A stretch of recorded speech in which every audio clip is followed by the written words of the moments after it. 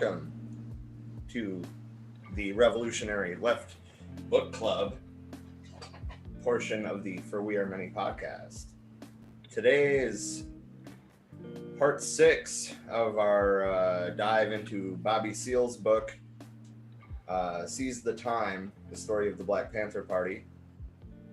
The link is available in the description of the video, and I will also be dropping it in the comments. We're going to be talking about what's going on in the book, obviously. We'll be starting on page 96, by the way. The section is titled Sacramento Jail. Anyway, I am one of your hosts, and I am one of your comrades. My name is Rob, and once again, thank you for joining us on the For We Are Many podcast. Hi, I'm Trisha. Welcome. Glad to see you guys out here with us again tonight.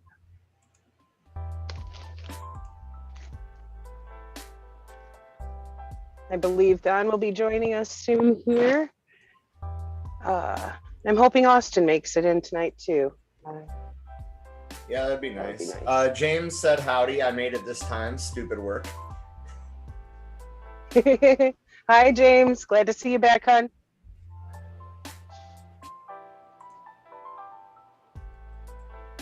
Wondering if Natalie will be joining us again tonight too, I think.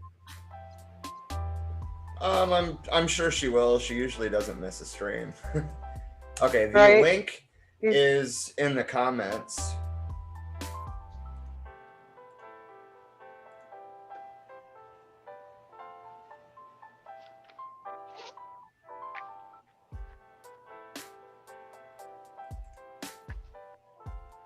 Now I'm scrolling to page 96. All right. Before we get too deep into this, I'd like to invite you all to make a contribution to our Patreon. That's patreon.com/forwearemany. Every dollar helps, seriously. And you can find us all over social media. I think that in the long term, we're going to be transitioning back to using the website primarily. We've been having some real issues with Facebook, which has so far been our biggest platform. So we'll let you know when it's back live. But of course, as always, our website is forwearemany.org. We are For We Are Many podcast on YouTube. At For We Are Many podcast on Instagram, and at For We Are Many 2 on Twitter.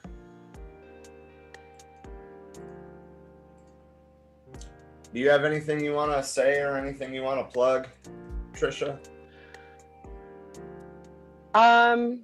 I would just like to say that there are a lot of things that we've got going on in the mutual aid group. There's a lot of people coming in there who are needing some help with some basics, whether it be food, clothing, hygiene products.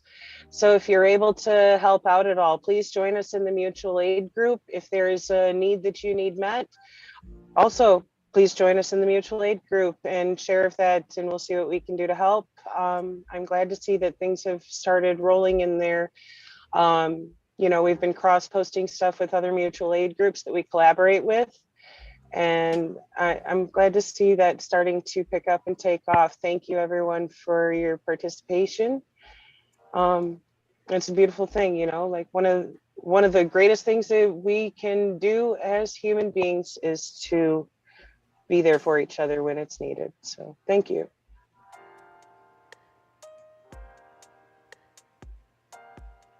Don is in the process of joining.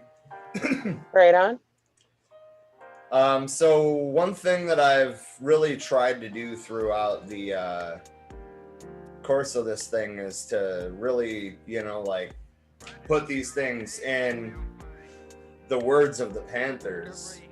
I've been, showing a video of one of the primary Panthers speaking at the beginning of the streams. And today we're going to have an excerpt from a speech by Eldridge Cleaver from 1968. Hell yeah. What do you say to the white man who looks around and sees that his cities are being burned, feels his own self threatened? What do you say to him? I say that he should look into the situation and discover the cause of the activity that results in burning down buildings and in the spontaneous outbursts that we call riots, and which other people call uprisings. That white people organize themselves outside of the Democratic Party, outside of the Republican Party, and to move to destroy and eliminate these parties, and to establish new political machinery that is not wedded to the interests of exploiting corporations and exploiting businessmen who are profiting from the status quo. To understand what's going on in this country and understand that black people are moving for their liberation, that they want their freedom, and that they intend to get their freedom, and that the reason the whole situation is taking a turn towards violence is because the government is not being responsive to the legitimate demands of black people. Say 50 years from now, I think the people will look back at the activities of people today who are moving against the oppression and vindicate that. To join black people to help rearrange this country and make it a place fit for human beings to live in. We're overworked. You see, we're not even able to function in terms of schedules anymore. We have a list of things to do each day, and we do as many of them as we possibly can, so that everyone is overworked, and you know, we need a lot of more help from. You see, there's a thing like this. The people who we are organizing at this particular time are people who have never been organized before, who've never belonged to the NAACP or to CORE or to any other organization. The people who have the skills that we really need in order to rapidly develop the party are educated people, people who are members of the black middle class, and we feel that they are going to be the last ones to come in. We're going after the field Negroes first, and we'll get the house Negroes later. Good. Cut.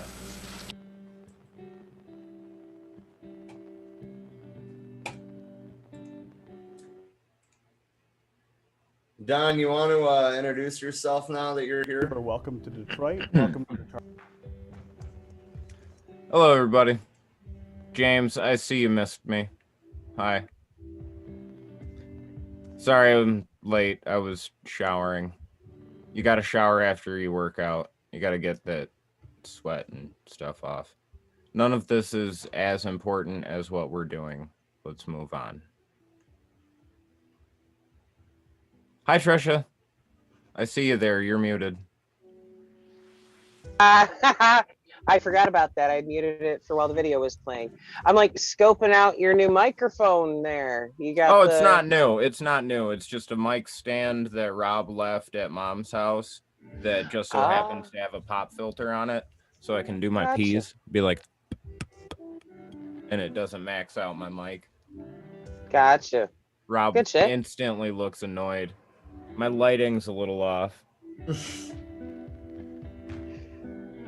No, it's better than when the ceiling light's on just behind your head and, you know, you're all completely in shadow. That's At least we can see your face this time. That's my government whistleblower persona. Speaking of government whistleblowers, you guys remember like 8 years ago when Ed Snowden was playing Where's Waldo with the feds? That popped up in my memories today. Remember when like everybody thought he was going to Cuba and then like they raided this plane and he wasn't even on it? I'm gonna be honest with you, no, I don't remember that. Oh. Well, I forgot about it till today, to be fair. I wasn't quite out of the army yet, so it just wasn't something I was paying attention to at the time. Which is a weird thing to say. You'd think that I would be paying attention to a intelligence leak. Nope. Not that one.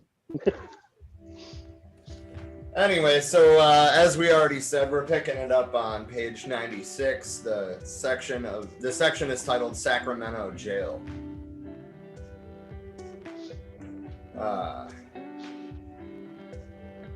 Eldridge spotted a brother down inside the cell. He was bleeding. Somehow, Eldridge detected more than I detected when I first looked at him.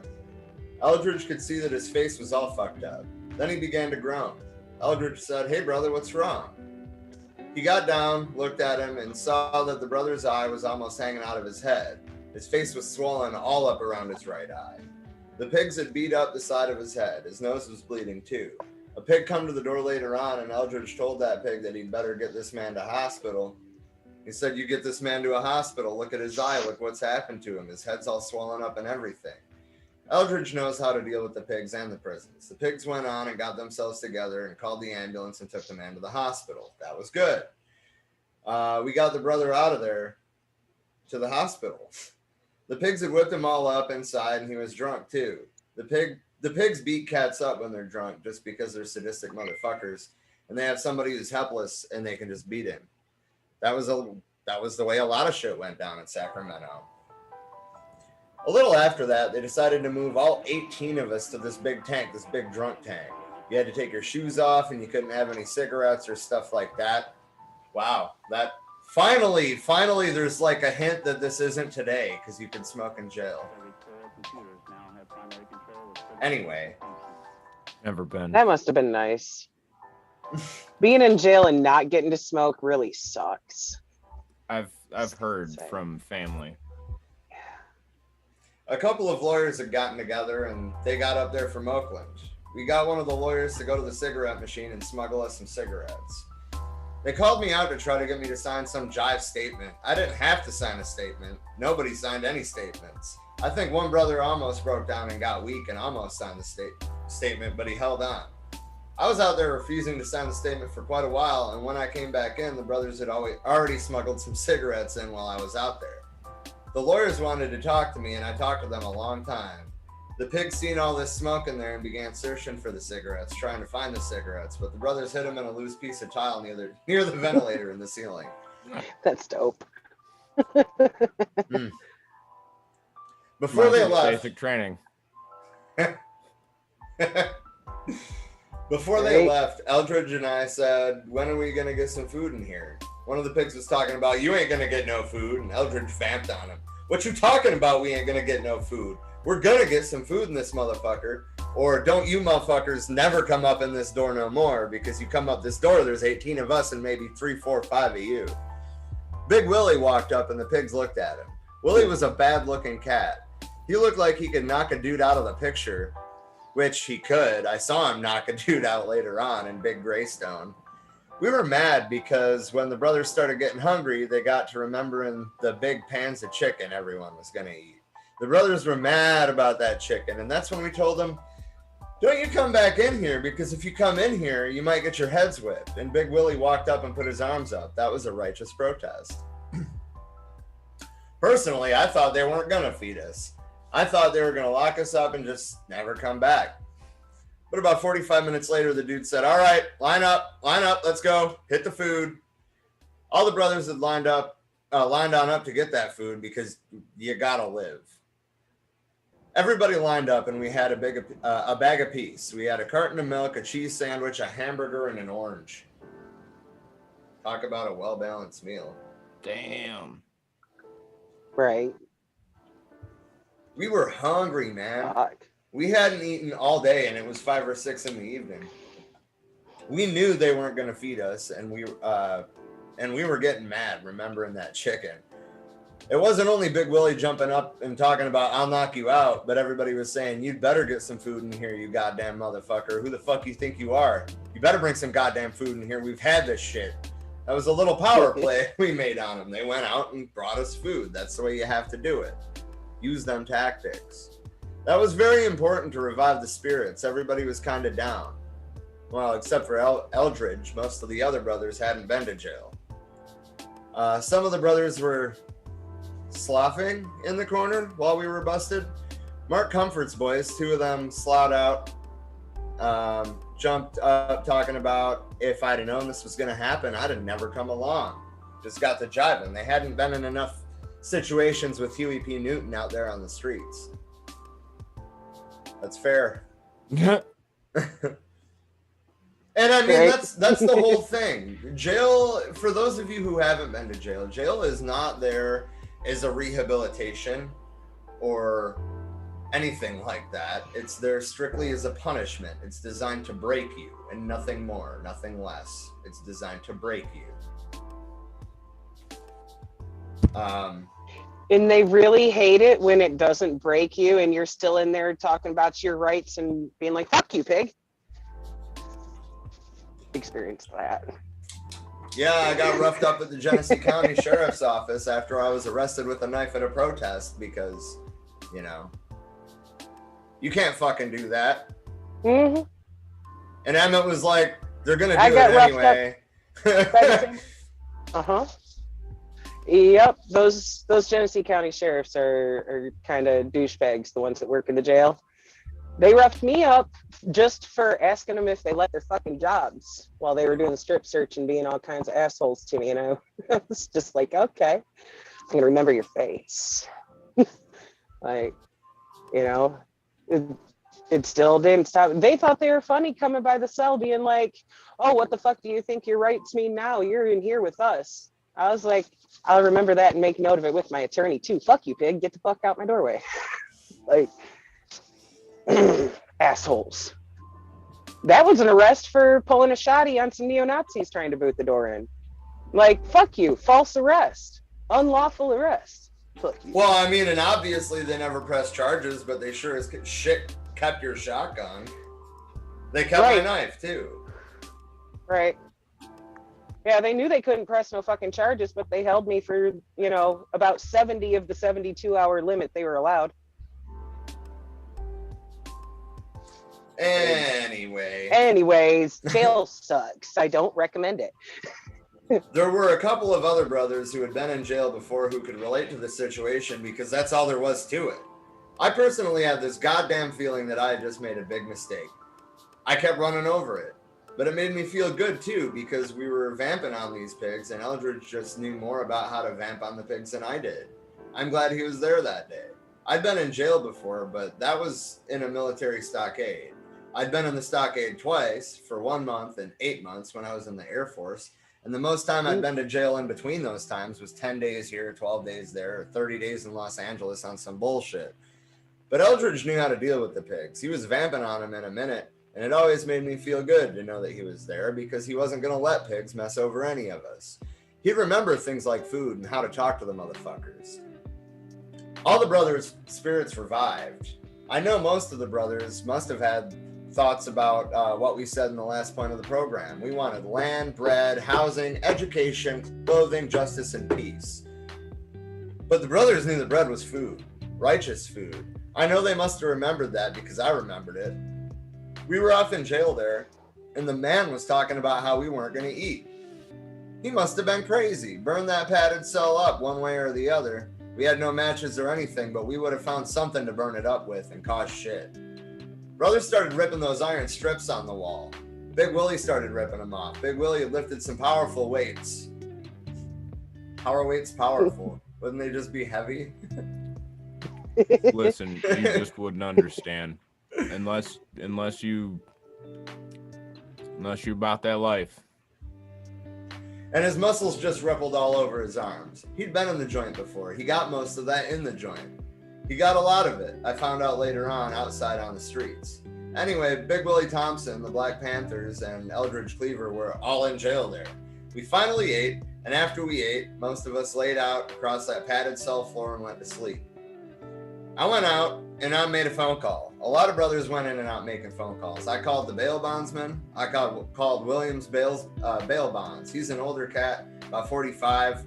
He's a boyfriend of my sister's, and he told me on the phone that Huey had already been to the office and he had gone somewhere to do a radio program to get some support saying that we should all be set free. We were political prisoners. I told him that I wanted him to bail out all the brothers. All the brothers, now. Just bail us out and we'll raise the money for you. He said he'd see what he could do about getting us on up there.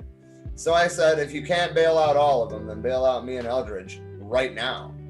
The reason I wanted Eldridge out is because Eldridge was on parole. When a dude's on parole or probation, the teletypes get to working from city to city. They find out about the person being on parole, and then they'll call up the parole officer and make him put a hold on him right away. One time Huey was getting out of jail in Berkeley. He was on his way down the stairs, coming out of the front door, and the teletypes got to working.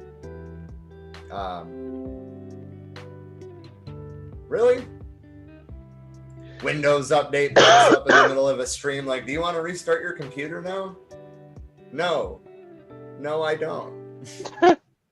Right? Like, no, and we're using that. Fucking using that. No, no Windows. Sorry. Anyway, one time Huey was getting out of jail in Berkeley. He was on his way down the stairs, coming out the front door, and the teletypes got to working. 10 pigs ran downstairs and grabbed him and said, your probation officer put a hold on you, so you can't get bailed out. That's why I told Lionel Williams to try to bail out Eldridge, me, or anybody right away, right quick, but he wouldn't do it. Anyway, we went and got some sleep. It had been a long day. We'd done a lot of revolutionary work for the party. Revolutionary and political work. I remember George Dowell talking about how he never was going to jail no more. He didn't like jails. I can relate to that brother's feelings about jail because George Dowell had 5, maybe 6 kids. The youngest one was about 3 or 4 years old. His wife was at home in North Richmond. His brother Denzel had been killed. He readily joined the Panther Party because he knew it was the right thing. He understood that you couldn't call on pigs to help you. He related to that unity we were talking about, the unity of Black people defending themselves against these pigs murdering us in our community. But with his wife and his kids home there, he just couldn't see being locked up in jail. George also talked about how he was supposed to have been back to work that night. That job, of course, was directly related to his family, and he just hated to be locked back in jail. He was never going to jail no more. He just didn't like it.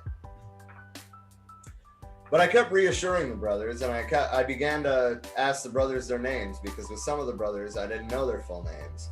I wanted to remember their names so that if I got bailed out right away, I could tell the bail bondsman which names to ask for, because sometimes if you come up and say you want to bail some people out and you don't know their names, the pigs won't bail them out. I asked them for their names for that specific reason. Pigs will withhold information on you while you're inside the jail in a minute. And actually, I know that because remember going back to my arrest, you remember how much difficulty any of you had finding out where I was even being held? Right? Like that was a clusterfuck to even find out any info at all. They didn't want to tell us shit. Yep.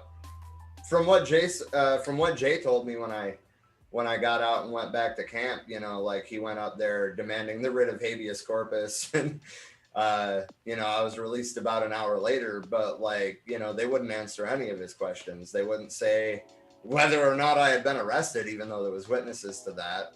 They wouldn't say what I was being charged with. They wouldn't say where I was being held.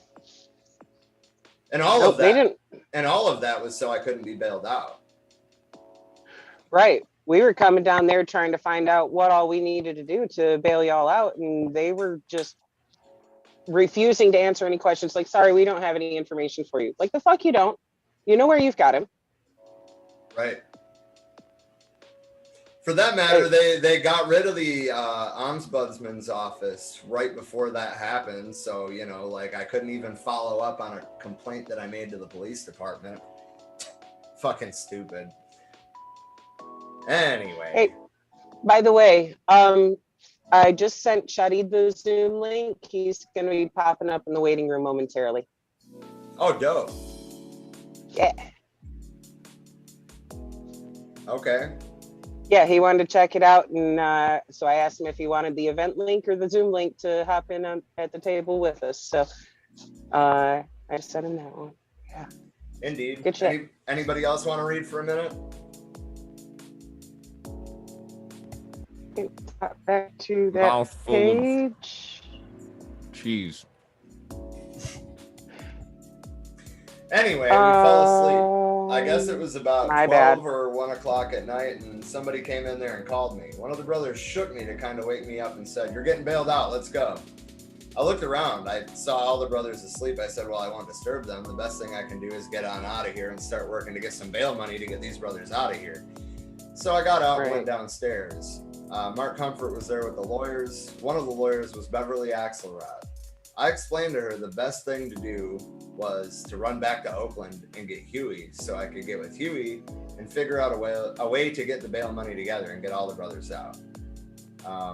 We jumped in the car and drove on down the 90 miles to Oakland. I didn't even go to sleep. We drove all the way down. In fact, I drove. I'd already had some sleep. They were pretty tired, and I drove all the way in. We got to my house on 57th in Oakland. Huey was waiting there, and he handed me a cold Colt 45 beer. Ugh. Sorry, man. Just right. Colt 45. That's rough beer. I mean, I was going to say at least it's not Steel Reserve, but Steel Reserve wasn't even around then, I don't think. Oh, man. Oh, Steelies. Just no. Bad memories. Huey greeted me and said, "Brother, you were good. You were beautiful. You were a true revolutionary. You did the job like you were supposed to do." Oh, hey, Shadid is here.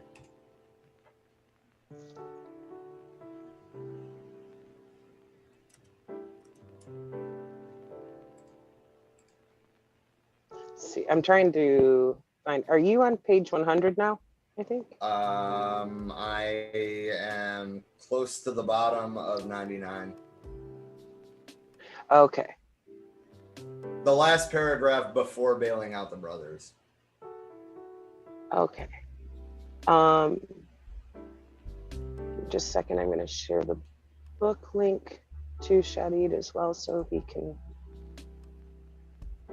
Oh, hey, we have a bunch of comments. Natalie is here. All right. Natalie said, "Back in the day, cigarettes in a machine." James said, "Brothers don't want to sign jive turkey paperwork." Hell no, they don't. Emily said hi. Hello. Hi, Emily. James said, "Tell it to go away, Rob." I'm assuming he's referring to the my computer trying to reboot in the middle of this. There we go. Okay. Welcome, Shadid. Good to see you. Although right now we're looking at your bed. Yeah, I was gonna say I don't see him.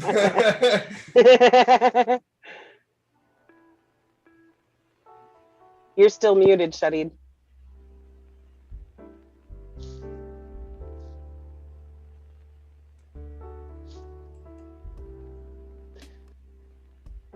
And I just sent you the link for the book. We're at page 99. Okay, Almost you guys hear me? halfway through it. Yes, finally. Can y'all hear me? Yeah. Yeah, now we can. All right. Yeah, you were I don't still know what's muted there going for a on with moment. the camera feed, but I did turn on video, and I'm not seeing anything either. I'm just seeing shadow around you. Oh, yeah, you know what? My camera sucks when it comes to light. Let me see if this works. I'll turn on my light real quick. Plug. Where are you at these days? Are you still out in the Denver area, or? Yes, I am. Hell yeah. Until Trisha come kidnap me. Soon, bro. Soon. Yep. Let's Have fully see. functional RV now. Let me see. Hold on. Let me stop video. Start. There we I go. We don't know see you why now. You can see me? Yeah. I can't Mhm. see me. Yeah. Okay, that's cool. What's up, Rob? How you doing? Oh, pretty good, man. I'm living out in fucking Phoenix now. It's I hot. hear it's fucking hot. Dude, yeah. We had a heat wave last week, and it was like over 115 every day for like 6 days. And the lows were in the 90s, bro. It was bad. So what is the nighttime temperature? Well, during the heat wave, it was like 90s, like low 90s. Okay. Right now, it's like, you know, anywhere between the high 70s and low 80s. Okay, that ain't bad right there. Yeah, you should be a lot more tan unless you just hiding inside all the goddamn time. No, I wouldn't mean, be. Fuck that. yeah, I was gonna say, like, in the summer, I tan more in the winter, bro. Okay. You out more in the winter. Yeah. Yeah, I get it. Yeah, it sucks when you walk outside. Like, I walk like 30 feet to my car and I'm just like, oh my God, am I gonna make it? Did I bring enough water? Yeah, I know you gotta have water everywhere you go. Right, like Flint, you just gotta have water. Mm-hmm.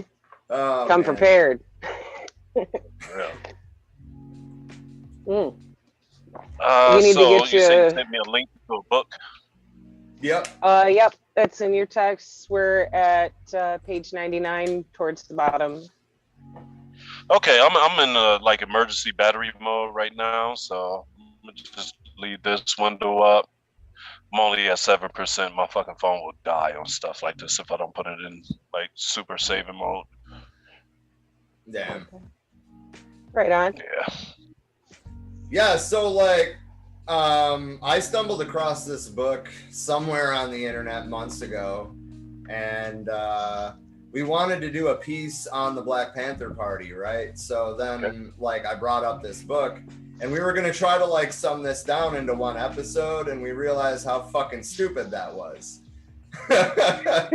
Yeah. Right. Now, who's this the is writer gonna of the take a whole book? series. Bobby Seale. Bobby Seale Oh yeah, man, you're not gonna make one is episode. one of the off it. original Black Panthers. Yeah. Yeah, so I mean, like, Right. we got about He's like got a 20 lot. minutes into it, and we were just like, you know what, we're gonna read this whole fucking book. And now we're about Okay. halfway through it. Right. That's what's up. Well, I'm all ears, man. Yep, it's a good read. All right. So Do you want to finish up that section That- and I'll that start out paragraph. on bailing out the brothers? Yeah. yeah, sure. Huey greeted me and said, "Brother, you were good. You were beautiful. You were a true revolutionary. You did the job you were supposed to do." He shook my hand, wrapped his arm around my shoulder like the brother will do when he knows that we've done righteous revolutionary work. We sat down and I explained a few other things other than what the TV had put over. We talked a little bit, talked to Beverly about the fact that when we had to get these brothers out on bail. I guess it was about 3 o'clock in the morning by then, so we decided to take off at 6 to make sure we were back in Sacramento by 8. Holy shit. Talk about a tight schedule. I went to Right. sleep. Right. So, somebody came back over to my house and got me up. Huey, Beverly, and I jumped into the car about 6:15 and cut out back to Sacramento. So they left late. Shit. Right. Like off schedule, shit happens. Day late and dollar short. Yeah, no shit. But all right, now we're getting into the section bailing out the brothers.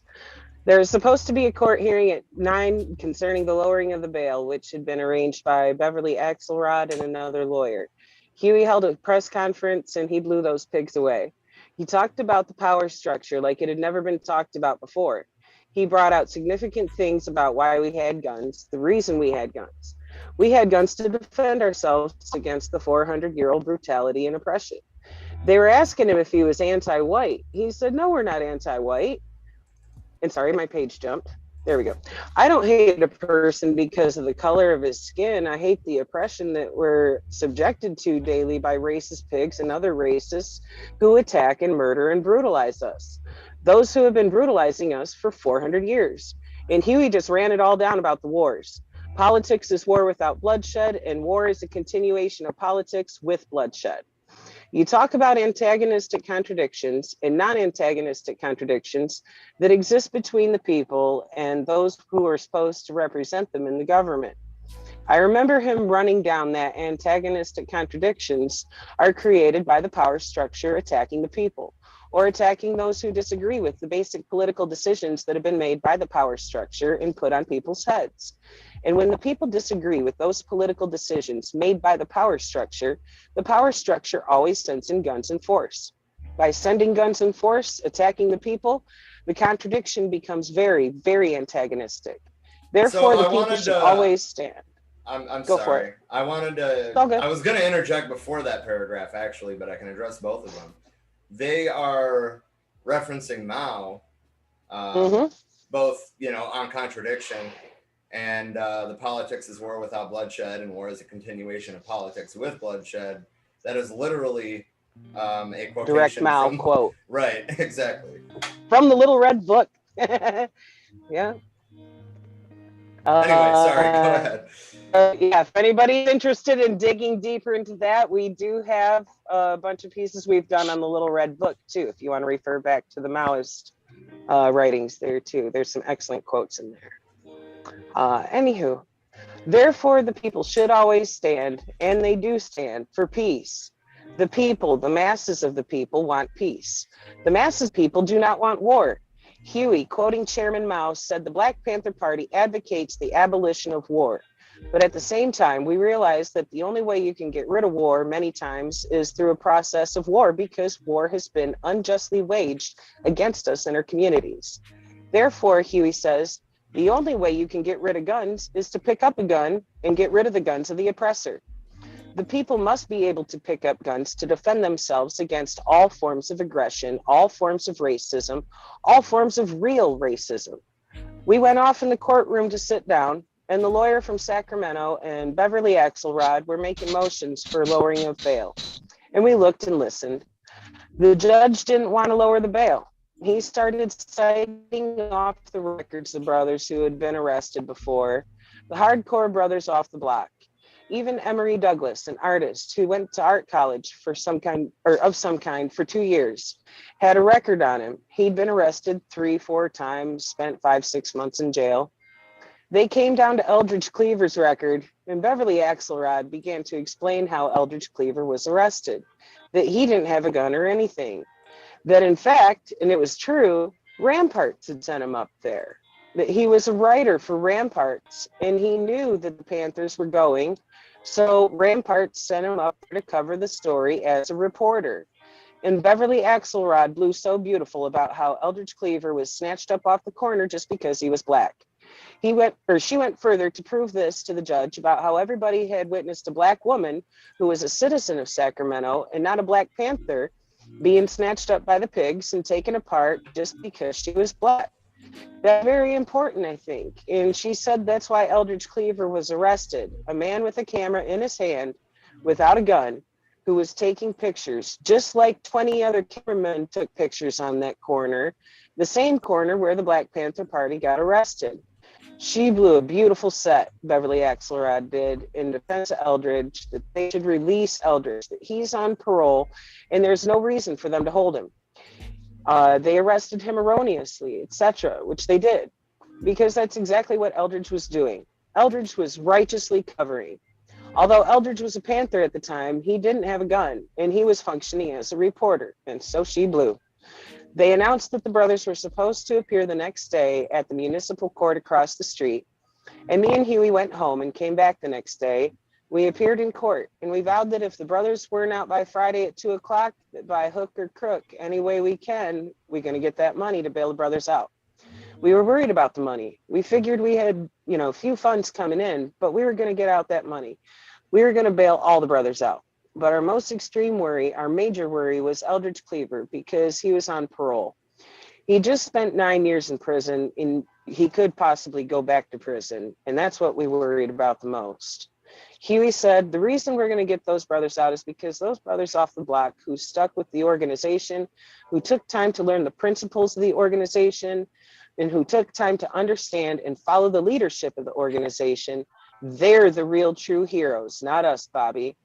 I said, you're right, Huey. I know that. You're right. By hook or crook, I'm with you. We're going to get the money to get the brothers out of jail. So the next day we...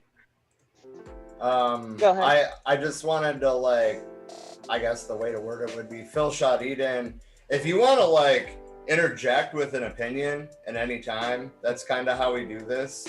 That's how the discussions happen. We just kind of, pipe in. Yeah. Right. Exactly. And I mean, for that matter, that this whole section really, for anybody who has ever been to jail and or has ever been broke, that is certainly something that we can all relate to. If you don't have bail money, you don't know how fucking long you're gonna sit there. And if you're on fucking probation, forget about it. Right. By the way, Shadid, your mic is still muted again. So I see your lips moving. We can't hear you. Yeah, I was sitting there talking. I was like, yeah, I'm just all ears. This is kind of like my first time hearing the story. So Ours too. Right on. Okay. Right?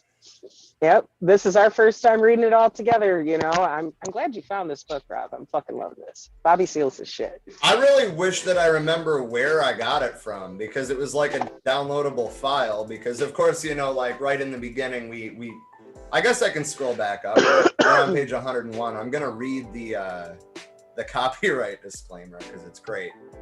Oh my God, it is. It says, fuck copyright. Feel free to mirror this book, print it out, quote parts of it, or better yet, act upon it. Right. And that's fucking dope. Right? Like, fuck the copyright. Because they weren't kicking us out to try to, you know, capitalize on it and make a fucking buck. They were kicking us out for knowledge for people, you know, share of it. Knowledge is a human right. Anyway, that was my interjection. I'm sorry. Right. All right. The next day we came up early in the morning, and before the brothers came to court, we cornered a bail bondsman, a jive motherfucking bail bondsman. We found him out later to be a really jive dude. He was a black one. Name was Glenn Holmes, who was in Sacramento. He had a statewide license. He could bail anybody out all over the state. We called on him and started talking to him, and Huey got on one side of him and I got on the other side of him. We got to rapping to him. We got to talking to that brother so strong and so hard and so fast, and running it down to him why he should bail these brothers out of jail.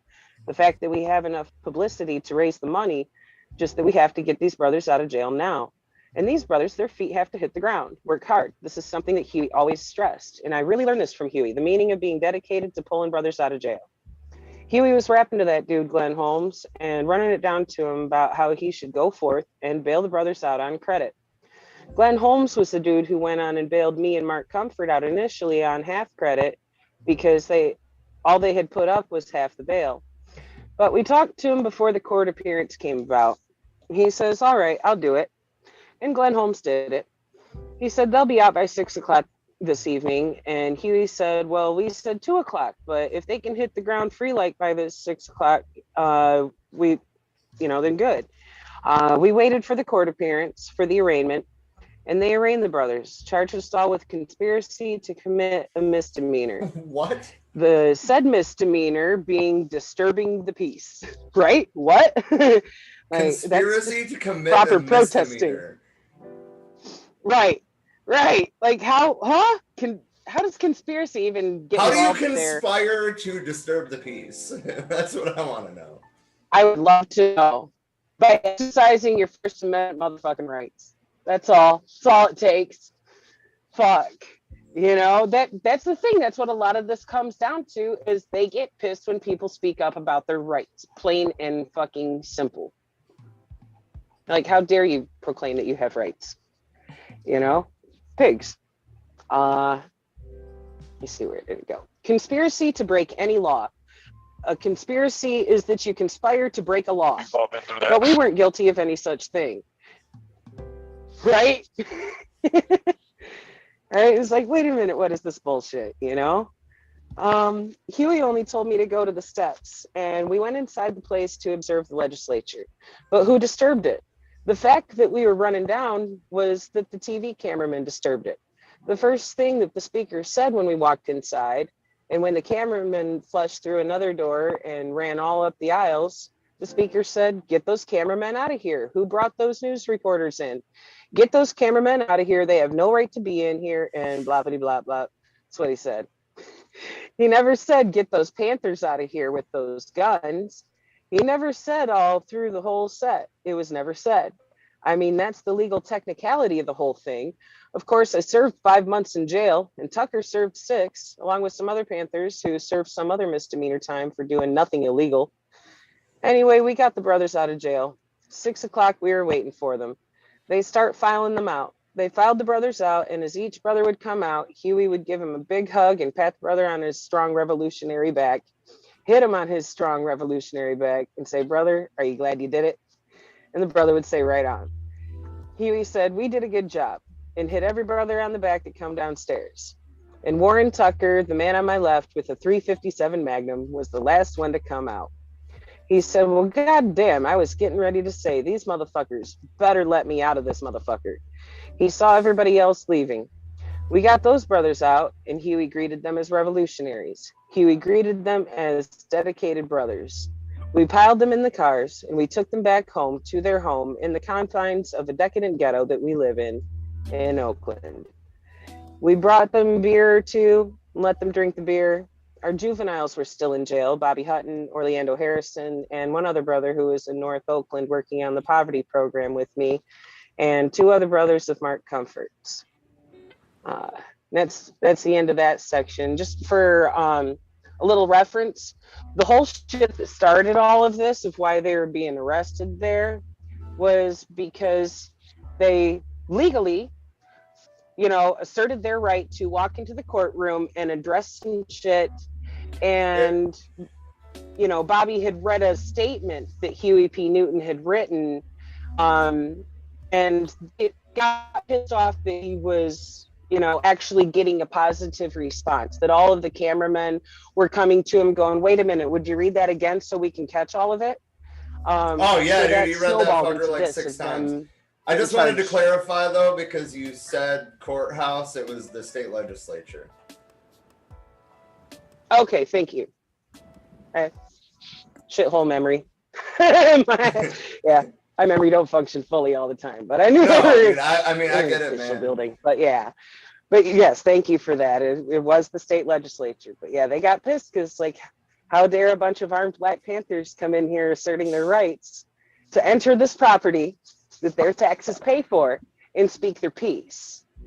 So, it was nothing but a bunch of salt. Yeah. Does anybody else want to take a turn reading the next section, or you want me to continue? I guess I will. That's fine. Okay. A colossal event had occurred that Huey P. Newton had put in motion. A colossal event had occurred that had significant meaning to the Black Panther Party. Wow, I'm all tongue-tied now. News of the existence of the party went all the way around the world. A few days after we came back from Sacramento, Huey found out that the fact that we went to the Capitol was plastered across the front page of the London Times. Things developed from there. We now had a case where some 24 brothers were charged with conspiracy, $2,200 of bail apiece. When we tried to raise the money at the time, we found that the Black Panther Party was known everywhere. After we brought the brothers home from jail, we went over to the Black House, which had actually been named and established as the San Francisco headquarters of the Black Panther Party. Eldridge Cleaver had named it that, and Huey and I had agreed to it. Black House was where Brother Eldridge had been living. The objective was to get out the Black Panther. Huey and I had been around the Black House all day, that third day after Sacramento, and news reporters were calling us and trying to get in touch with us and calling Eldridge Cleaver. Everyone was trying to vamp in on us to see what was going on. They called all day. One call told us that the next morning they wanted us on Channel 7 on the AM program. We agreed to be there. That night we got to lay out the 10-point program and the program for the party newspaper, and to lay out the second issue of Volume 1 of the Black Panther Black Community News Service. We had a lot of things set up to lay out the Black Panther. Emory Douglas, who's now our Minister of Culture, had brought over all of his materials, and Huey was explaining to him about revolutionary culture, explaining that the only real culture is revolutionary culture. Huey told him that if he was going to be an artist for the Black Panther Party, he had to relate specifically to the revolutionary culture, to the Black people. Emory explained that he related to revolutionary culture. I asked him a couple of questions myself. I remember trying to explain to Emery that culture is basically learned behavior. And what is involved in learned behavior, especially when you speak of Black people in a revolutionary culture. The Molotov cocktail had become a significant part of Black people's culture.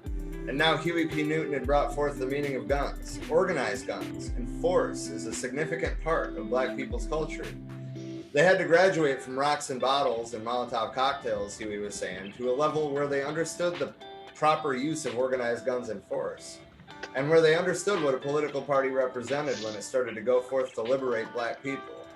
I was hoping that he understood that the Black Panther Party was concerned specifically with the basic political desires and needs of the people, and seeing that those be answered in a revolutionary fashion. The brother was all head shaking and yeses, saying, yeah, I can understand it, I can dig it. He just wanted to do some art. So we sat up that night and I sat down myself and laid out the first little Black Panther headline, The Truth About Sacramento.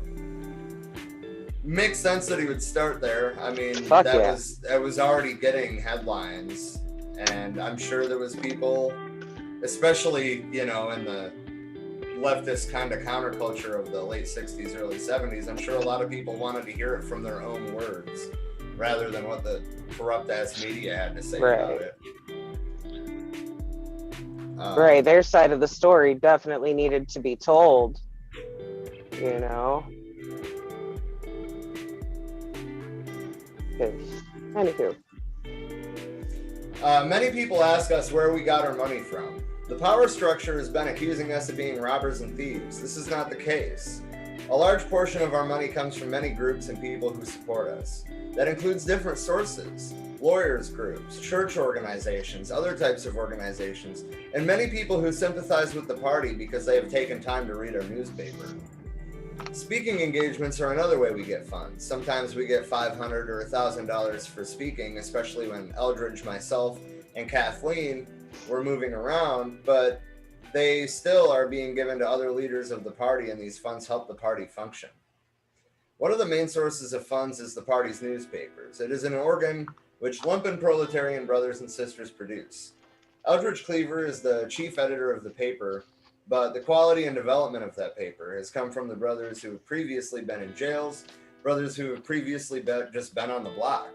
Lumpen proletarian, everyday African-American brothers who became politically organized and politically conscious and learned their skills in producing that paper.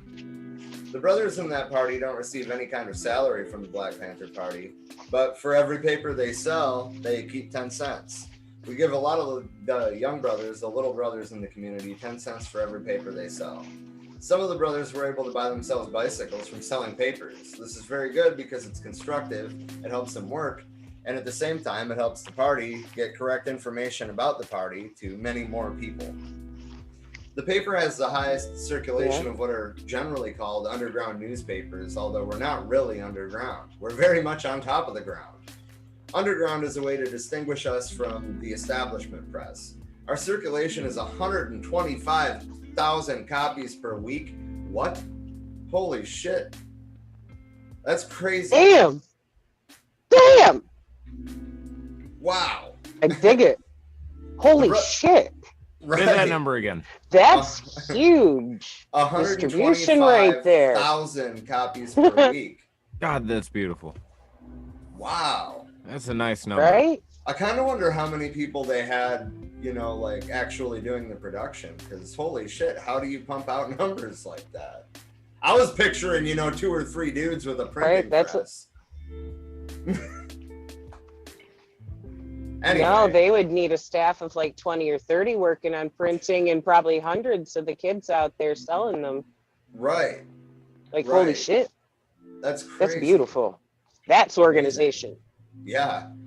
The brothers in the party, the paper's staff, and all the brothers and sisters who work to help produce that paper are the ones who deserve credit for seeing to it that the paper consistently moves, for gathering the news and for becoming reporters of news in the community where they can serve the people with the truth of what's happening. So it's not a case of some white people behind the scenes putting our paper out, or some special Jewish money being the sole source of party's existence. This is not the case at all. We still hear that narrative today. Shit, we still heard that narrative at Occupy. I still ain't never seen a fucking Soros check. Me neither, but that'd be nice. Like, when the fuck's that Soros money coming? Right. Pay me. It's a thing where the African-American lumpen proletarian has become the vanguard, and the newspaper in itself is key in teaching the people that the brothers in the community who are revolutionaries, who want revolutionary change, are not about to step back from the power structure, but in fact the party's going to go forth and is consistently going forth. Some very tricky methods have been used to try and stop our paper from being published. We received a letter from the Printers Union of America, which stated that since our paper had become of such professional quality, they demanded that we have our paper printed and put together in a union printer's shop.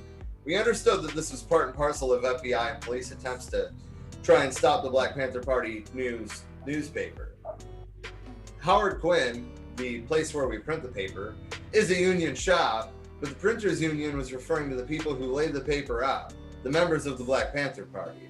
Since we understood the workers, and we understand that we are workers, 4 or 5 of the brothers and sisters who actually do the layout of the paper and who are party members joined the Printers Union, and that stopped all the noise. In the past, a large number of papers have been stopped, and thousands of issues were received soaking wet. This went on for a year off and on. In the process of shipping the papers, the airlines would hold them up in their freighting operations for a week or two. Jesus. This included American Airlines. Yeah, right. This included American Airlines, TWA, and United. And we've got the records to prove it.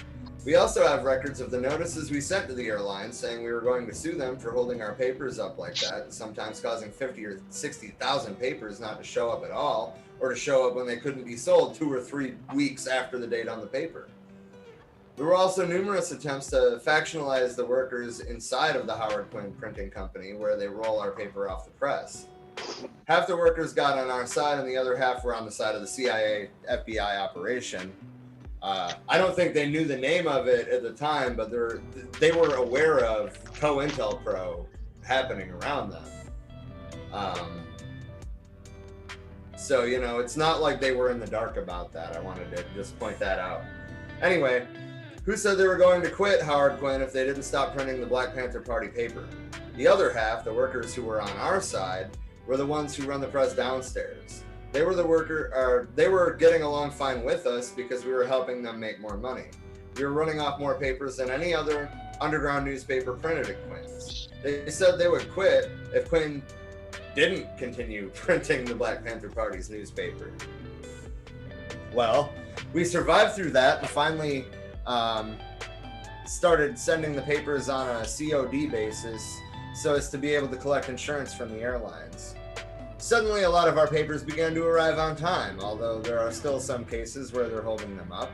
In the past, there were actually cases where the police department would be out at the airport waiting for the particular plane that our papers were coming in on. The airlines were checking out the papers and giving them to the police, and the police would take our property somewhere and destroy it. It costs about 8 cents to produce the paper, but with mailing and shipping costs, it comes out to about 10 cents a paper. The paper sells for 25 cents, but we receive only about 5 cents from every paper. This money goes back to pay rent on our offices, phone bills, and other expenses. We are very proud of our paper. It comes from the hardcore of the Black community, the grassroots. This should let people know that we have a national organ that they can read to keep themselves informed about the Black Panther Party and what's going on in the world in these changing revolutionary times. I'd just like to interject that I love that they were actually paying the newspaper delivery boys double what they themselves were collecting to go toward other costs. They're making sure that the people doing the work were getting covered. That's what's up. Well, I mean, they're fucking proletarians, man. We gotta take care of each other because nobody else is. Right. Rob, we got some comments. Oh, do we? Yeah.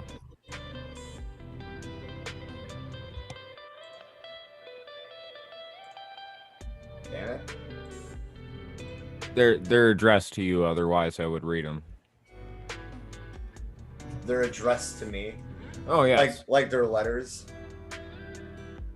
I mean, trying to have some class about it. Yeah. Get some water. Trisha, if you want to start picking it back up. After I read these comments, obviously. Natalie said they were getting the word out with the fist. Jason asked, how can I join this Zoom? I want to let loose for hashtag working class pride. All power to the hashtag proles. Hold on just a second here, Jason.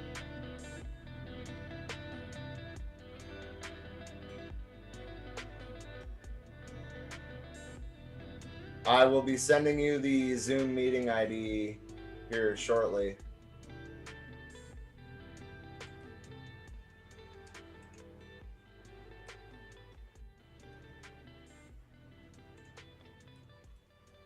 Damn it. Why isn't it letting me copy it? I don't know. Was that it for the comments, or did you still have Yeah, that was it for the comments. through? Okay. The next section is titled Huey Digs Bob Dylan. Don't blame him. Bob Dylan was a badass motherfucker. Later, we moved to Beverly Axelrod's house to finish the paper. This was about 8 or 9 blocks south of the Hyde-Ashbury district over in San Francisco. It was a nice big house, and we moved over there for room and space and to get things together. We righteously got it together.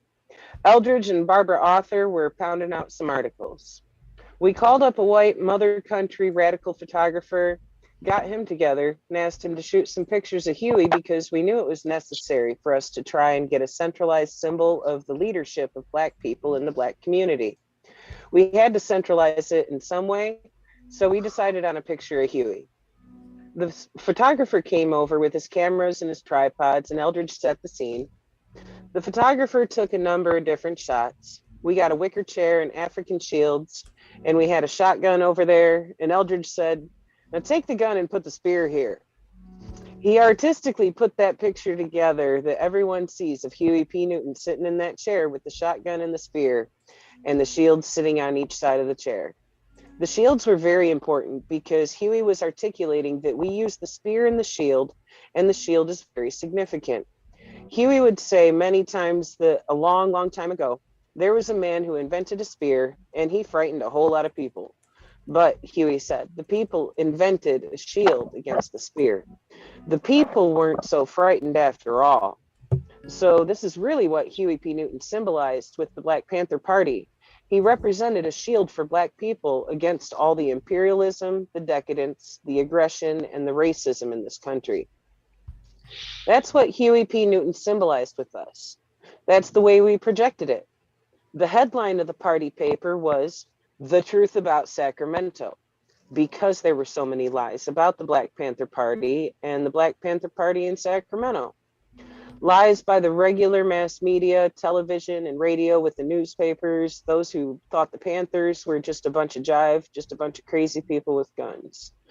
Many and Uncle Tom and our backward, brainwashed Black men had a misconception about the whole thing when you get down to it. While we were laying that paper out, in the background we could hear a record, and the song was named Ballad of a Thin Man by Bob Dylan. Now the melody was in my mind. I actually heard it. I could hear the melody to this record. I could hear the sound and the beat to it, but I really didn't hear the words. The record played after we stayed up laying out the paper, and it played the next night after we stayed up laying out the paper. I think it was around the 3rd afternoon that the record was playing. We played that record over and over and over. Lots of brothers stayed right there with a lot of shotguns for security. It was a righteous security in those days. There wasn't any bullshit. Huey P. Newton made me recognize the lyrics. Not only the lyrics of the record, but what the lyrics meant in the record. What the lyrics meant in the history of racism that has perpetuated itself in this world. Huey would say, listen, man, do you hear what he is saying? Huey had such an insight into how racism existed, how racism had perpetuated itself. He had such a way of putting forth in very clear words what he related directly to those symbolic things or words that were coming out of Bobby Dylan. The point about the geek is very important because this is where Huey hung me. I remember that the song got to the point where he was talking about this cat handling his ticket, and he walked up to the geek, and the geek handed him a bone. Well, this didn't relate to me, so I said, Huey, look, wait a minute, man. I said, what are you talking about, a geek? What is a geek? What the hell is a geek? And Huey explains it. He says, a geek is usually a circus performer. Maybe he was an experienced trapeze artist who was injured. He's been in the circus all his life, and he knows nothing else but circus work. But he can't be a trapeze artist anymore because he's been injured very badly, but he still needs to live. He needs to exist. He needs to pay. So the circus feels very sorry for him, and they give him a job. They give him the cruddiest kind of job because he's not really good for anything else. They put him into a cage, then people pay a quarter to come in to see him. They put live chickens into the cage, and the geek eats the chickens up while they're still alive, the bones, the feathers, all. And of course, he has a salary because the audience pays a quarter to see him. He does this because he has to. He doesn't like eating raw meat or feathers, but he does it to survive. But these people who are coming in to see him are coming in for entertainment. So they are the real freaks. And the geek knows this. So during his performance, he eats the raw chicken and he hands one of the members of the audience a bone because he realizes that they are the real freaks because they get enjoyment by watching what he's doing because he has to. So that's what a geek and a freak is. Is that clear? Then to put it on the broader level, what Dylan is putting across is middle-class people or upper-class people who sometimes take a Sunday afternoon off and put their whole family into limousine, and they go down to black ghettos to watch the prostitutes and watch the decaying community. They do this for pleasure or for Sunday afternoon entertainment. Of course, the people are there and they don't want to be there. The prostitutes are there because they're trying to live, trying to exist. They need money. So then that makes the middle class and upper class people who are down there because they get pleasure out of it, freaks. And this goes into the one-eyed midget. What is the one-eyed midget? He screams and howls at Mr. Jones. Mr. Jones doesn't know what's happening. Then the one-eyed midget says, give me some juice or go home. And this again is very symbolic of people who are disadvantaged. They're patronizing Mr. Jones, the middle class people. You know, they're not interested in them coming down for entertainment. But if they'll pay them for a trick, then they'll tolerate them, or else they'll drive them out of the ghettos. This song is hell. You've got to understand that this song is saying a hell of a lot about society. The white society and middle class society are supposed to see that black people will pimp chicks on the block. They come down that way because they looked at black people as freaks. They thought black people were a big freak bag. They thought they all had radio edit all figured out. But black people were not even that word. Black people were not backward and apathetic. Huey says that whites looked at blacks as geeks, as freaks, but what is so symbolic about it is that when the revolution starts, they'll call us geeks because we eat raw meat, but the geek turns around and hands Mr. Jones a naked bone and says, how do you like being a freak? And Mr. Jones says, oh my God, what the hell's going on? And Bobby Dylan says, you don't know what's happening, do you, Mr. Jones? And to hand him the naked bone was too much, was really too much. Eldridge Cleaver explains in Soul on Ice that the black man has been led around by the white man, the white omnipotent administrator primarily, big businessmen who manipulate and bullshit and control the government. The black man has been led around and projected as being led around and with a little piece of string, cord string, that could be broken in a minute. The string was tied around the black man's neck, and the black man was projected as a big gorilla. He was a gorilla, he was inhuman, he couldn't talk, he's not supposed to be able to think, but the gorilla beats on his chest and says, I'm a man. One of the symbolic things that Eldridge was pointing out with this thing was that Cassius Clay had said, I'm the greatest. The symbolic thing of him beating on his chest. He said, in fact, I'm a man. He said, I'm a strong man. What shocked the racist, what shocked the omnipotent administrator, is that he looked up at the big gorilla. The string had been broken, and he saw this gorilla beating on his chest saying, I'm a man. That was Cassius Clay. Cassius Clay would brag. People misunderstood the bragging. all Cassius Clay was saying was that he was defying all this omnipotent racist bullshit by stepping forward and saying, I'm the greatest, I can't be hit. He beat on his chest, and when he said that, the white racist omnipotent administrator who had a hold on the string had to ask himself, well, if he's a man, then what the hell am I? And that's what Bobby Dylan meant by the geek handing Mr. Jones the naked bone and saying, how do you like being a freak? And that's the whole meaning of the question. If he's a man, if he's not a freak, and he tells Mr. Jones that he's a freak, and then Mr. Jones has to ask, am I that? That's symbolic of saying that if he's a man, what am I? This song Bobby Dylan was singing became a very big part of that whole publishing operation of the Black Panther paper. And in the background, while we were putting this paper out, this record came up, and I guess a number of papers were published, and many times we would play that record. Brother Stokely Carmichael also liked that record.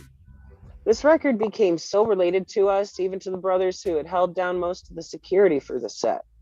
The brothers had some big earphones over at Beverly's house that would sit on your ears and had a kind of direct stereo atmosphere. And when you got loaded, it was something else. These brothers would get halfway high, loaded on something, and they would sit down and play this record over and over, especially after they began to hear Huey P. Newton interpret that record. They'd be trying to relate an understanding about what was going on because old Bobby did society a big favor when he made that particular sound.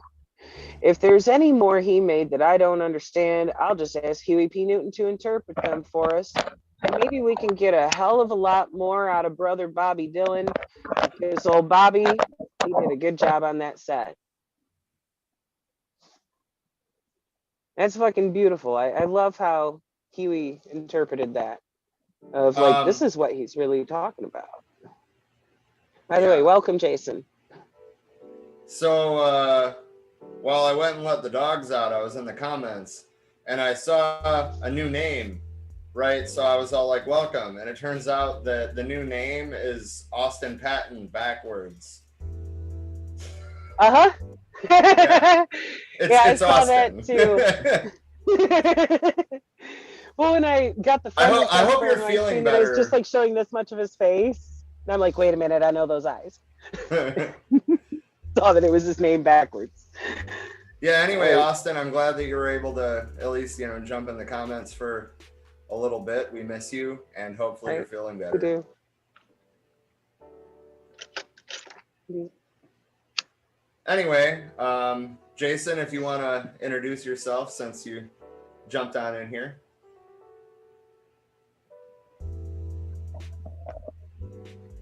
Your mic's still on mute, Jay.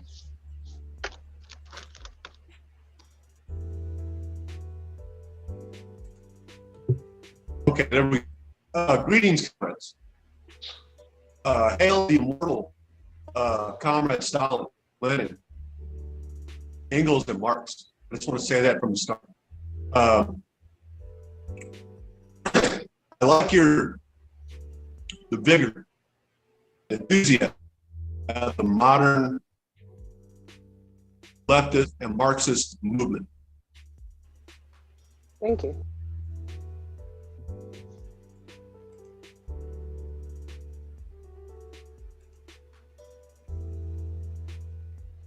Oh, did we lose him? We might have lost him. He was cutting out there pretty good. Yeah, there's a little bit of lag going on. Yeah. That's okay. I got disconnected. Yeah. I love y'all's enthusiasm. I'm in Central Texas, and we're very isolated in our revolutionary and socialist views in this area, mostly around Austin, Texas, and San Marcos, Texas. A great community of collective farms, a great community for mutual aid, a great community for protecting large.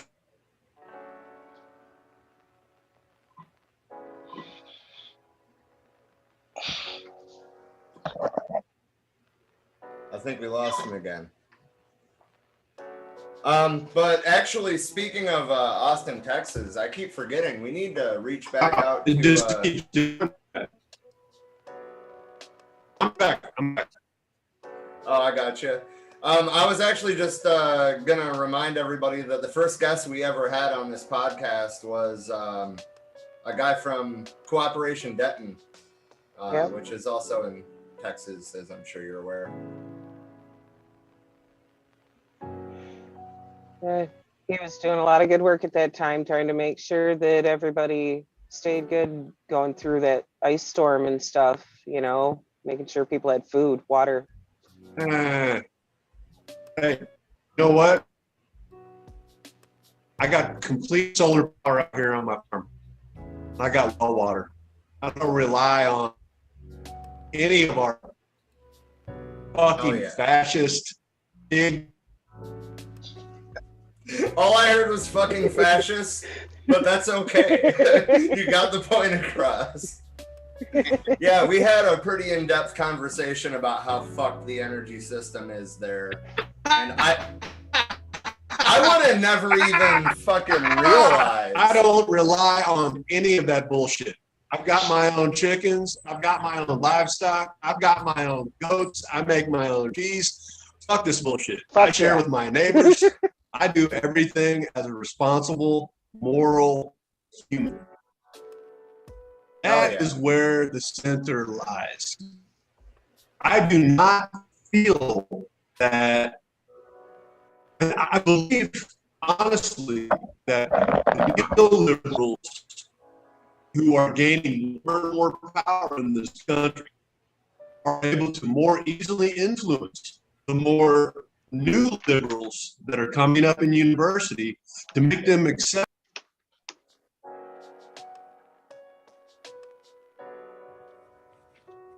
It appears that we have lost him again.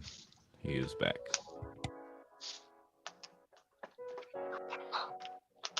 Yeah, I mean, this is becoming very fun.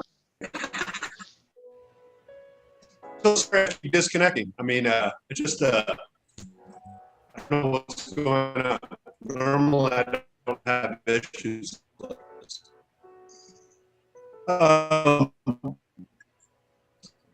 In my personal opinion, I think in our modern era, where we're at, of course, right now, is that we're emphasizing and focusing a bit too much on the neoliberal creation of race, gender, where what we should be concerned with, hey, you're in the same class, brothers, sisters, comrades.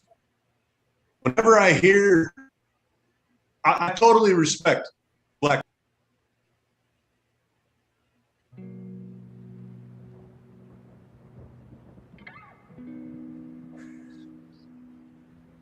Natalie asked how Brandon's mutual aid group is doing now, and that's what I was saying. We need to get back I'm just going to shut up and let someone else talk because I keep disconnecting. Fair enough. Sorry, like, I we mean, want to hear what you're saying. What is coming through is great, and the signal I can't stay online long enough to say anything worthwhile. So y'all are lovely. Keep doing what you're doing. The immortal comrade Huey P. Newton working very close to his heart. Just dips in and out. I don't know. I've thought about this a lot. Differences in race is as old as race. And he's gone. Yeah. Damn it. Hi, Austin. We haven't seen your smiling bearded face in a while. Welcome back. It's good to be back. I still can't find my phone, and once I do, I will be a part of everything again, I swear. So. Just keep making up. I really apologize. I'm in a very rural area. And it's very extremely hot. It's like 100 degrees. Shit just keeps dropping. I really apologize. I mean, I feel like all I heard was rural areas and 100 degrees. With y'all 100%. Us Gen X people may not be so identifiable as your comrades, but we are. Fuck yeah. I heard that. And I'm glad to hear solidarity. that. Fuck yes.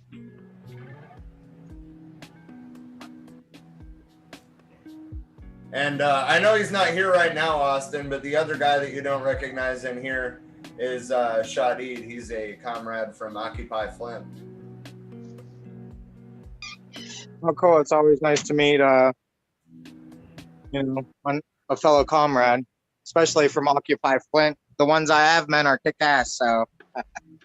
Hell yeah. Thank you. No, of course. I'm dropping too much. Y'all take back over. I'm dropping too much. Just pissing me off. I'm in civil till I got working class right. Came up as a union carpenter. We should try to set up something with you. Let me we can like give you a list of questions, or you can give us something that you want aired or something like that. Just pre-record it and then we'll just play it on our stream. Absolutely. Then we can hear the full content of what you have to say, because what is coming through. Natalie just great. put a whole bunch of thumbs up to that. Right. But yeah, we all want to hear what you're saying, because what we can hear, we're like, fuck yeah. But right. Thank you. We are all about amplifying the voices of comrades. I think you could go harder on it. I mean, I think we could too, but I don't know, we've kind of been testing the waters with it. But I'm glad to hear that. Right. Because, I mean, a huge part of our goal here is educating people about leftist history, because that is one of the biggest things that has radicalized us. And we don't want to scare people away just coming at them full fucking force, but it's one of those things that we really need to wake people up to, of the incremental problems that are inherent in capitalism and why we need to change the system. And for that, we need to radicalize. Really? Yeah, it was built into it. It was built into it. Yeah, capitalism was built to fuck people. Yes. I don't think there's anything incremental about it. I think it's at its zenith right now. Maybe you misunderstood what I meant there. I meant the fucking of people being incremental to capitalism and how it works. Of that's inherent to how that system works. Is literally to capitalize means you are taking advantage, exploiting someone else's labor and skills and time. So it's inherent to capitalism to be built to fuck people in that fucking manner, because that's the only way that it exists. Yeah, that's part of it. That's the whole point of its design. Yes, and people are born into poverty. Right, and structurally kept there. Yeah. Which also goes back to systemic racism in many facets. And that also ties into the systemic classism. Motherfuckers want to talk about pull yourself up from your bootstraps, but how are you going to do that when you don't have fucking boots, let alone straps? I'm just watching, guys. It's fine.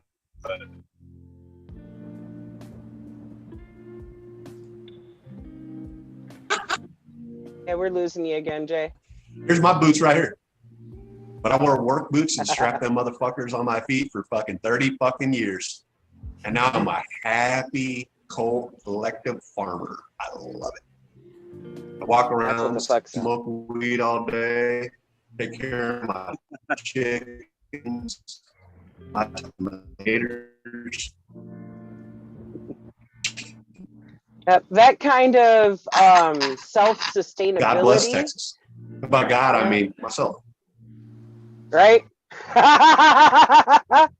Fucking A, man. Ain't that the truth? That's one thing a lot of people miss too in the message of literally every religion that's ever existed is to invoke the divine within.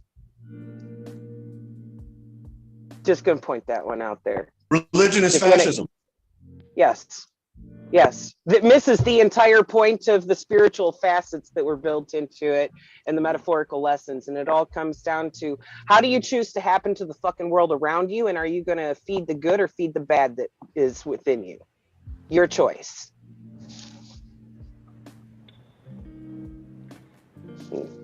Most of those brick Did and you mortar know feed themselves. that the only reason that Vatican City is a city state is because of fucking Mussolini?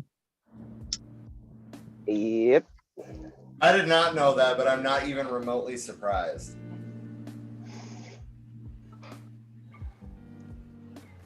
I say tax all the churches. Fucking A. I agree. Absolutely. Because look at all the money. And I'm not talking about your small town little churches that are barely getting enough money coming in to cover their lights. I'm talking about like mega churches, these fucking TV churches, especially. These motherfuckers are raking in billions that they pay no taxes on. There's no fucking excuse for pastors like Joel Osteen and shit to be living in, we can't even call it a mansion. That is a goddamn complex.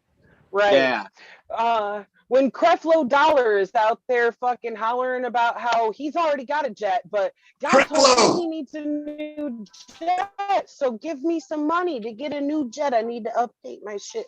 Fuck you, Creflo Dollar. Fuck you, Benny Hinn, with your fucking $5,000 a night hotel rooms being paid for by people's donations to your so-called church. That shit needs to be taxed. It's a business, not a fucking like spiritual outreach. They're not doing fucking community outreach. Fuck those guys. They don't give back. Like, right? Like the whole point of them being tax-free. Yeah, the whole point of allowing them to be tax-free was so they could afford to do things like giving food and shelter and clothing to the poor. How often do you see any of those people that we are referring to there doing any of that kind of work? They go by the trickle-down economics, so. Right, pissing on your head and telling you it's raining. Yeah, yep. But isn't there a separation of state and church thing going? Supposed to be. Supposed to be. Right. Yep. That's going on right now. They're totally separating. Well, yeah, it's supposed to be separation. But I think the moment that the church files a 501c3, you have just contracted with the state. And another word for contracting, you just become married to the state. Mm-hmm. So therefore, there is no separation between church and state. Right. No. And, you know, the state is kind of empowering these guys, you know, in a way. Yeah. Right. They also have a very fascinating state religion in the United States. Oh, the it's uniform worship. I'm curious. Yeah, right. Oh, the way like, don't stop there. Oh, sorry. Well, I guess where do I start? I guess it would start with like the way that modern Americans worship the flag. No other country on the planet does that.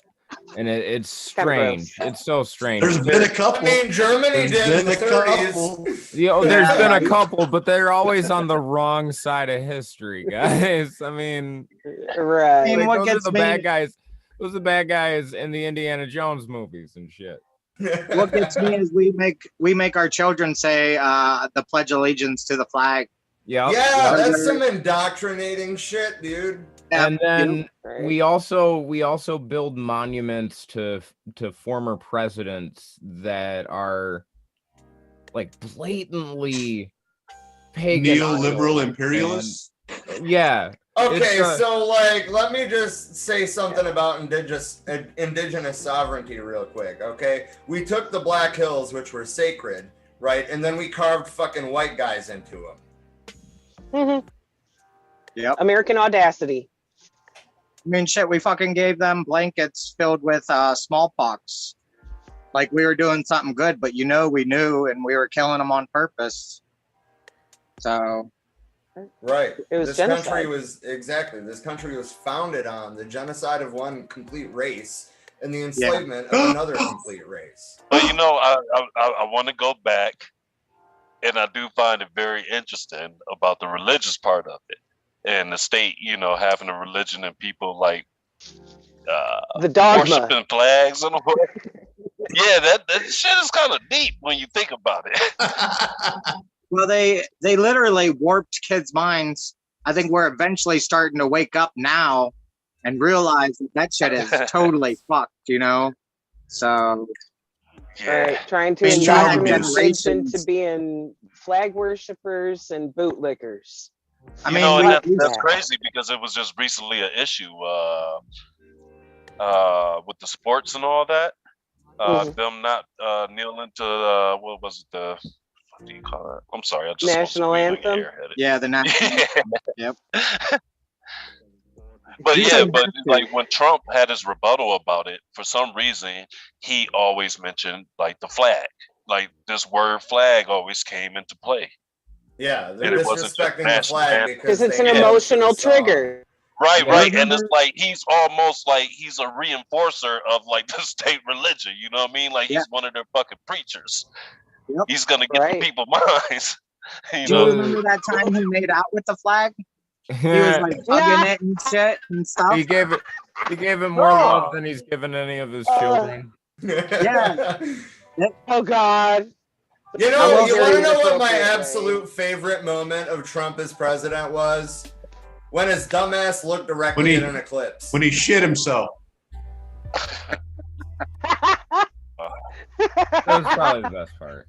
Well, Daily. the most fucked up moments was when he gassed all those people just so he could hold a fucking Bible so he could have that fucking picture. Remember Yeah, that? Oh my Oh, god, God. yeah. Right.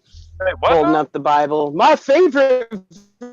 There are protesters out there. What? So what they did was they gassed him. They shot him with rubber bullets so they'd get the fuck out of the way so he could take a picture with the Bible. Well, he ended up holding the Bible upside down as well. So I mean, the guy isn't all there. So you Fuck know, nut. but still, that's what they did to get them to get the fuck out of the way. You know, No. I'm yeah. Biden probably do the same thing, but that's my opinion. What? Of course he would. Yeah, right. Man, okay, so like what happened that last year, like there was millions of liberals in the streets for Black Lives Matter, and then now this shit is still going on because of course it is. Yeah. But Right. nobody, I mean not nobody, obviously we very much try to amplify the people that still are in the streets. But We have only comrades out there now. yeah, and I mean, like, what happened to the millions of fucking liberals that were in the streets last year? It was a fucking What, trend. Biden won, so they went back to fucking sleep? Like, Yep. Is that the author is that a of the serious crime bill? question? Right. It's like I they mean, no, think it's that. a rhetorical question, but god damn it, man. Well, it's like we were discussing the other day. I'm sorry. You know, I'm sorry. motherfuckers I acting apologize. like I don't mean to be shit's disrespectful. Oh no, it's cool. You know, we actually fucking speak a lot of sarcasm around here and shit too. So sometimes shit comes out of our mouths just like that. But with the Chauvin trial being, you know, going on, it's like they thought that, oh, the problem's solved now because this one cop's on fucking trial. Like, well, that is because we one got of justice for countless. George Floyd, that's not justice, that's accountability. I fucking In told one you. case. I fucking Right. told you. I said it when they put him on trial. As soon as they announced the trial, I said it. It's going to be white cop Jesus sacrificed for all his buddies' sins so that people don't riot no more. What'd I fucking tell you? You're right. You're right. And it's like, no, before we even. Or, go ahead, Shadi. I was just thinking out loud about the white Jesus cop died for all his people's sins. Right. Right. Like, ain't that some shit? But that really paints the picture well. Yeah, you yeah, know? You didn't know that Jesus is white? Damn. Right? From the Middle East. It's like, I'm sorry, the Americans think description so. says. Yeah, right. Right, Even the in the Bible, description it said he says had olive curly skin. dark hair, and yes, like this was about. Wait a minute, what? He was Jewish. I can literally look on the internet right now, and I can determine to myself that Jesus was white.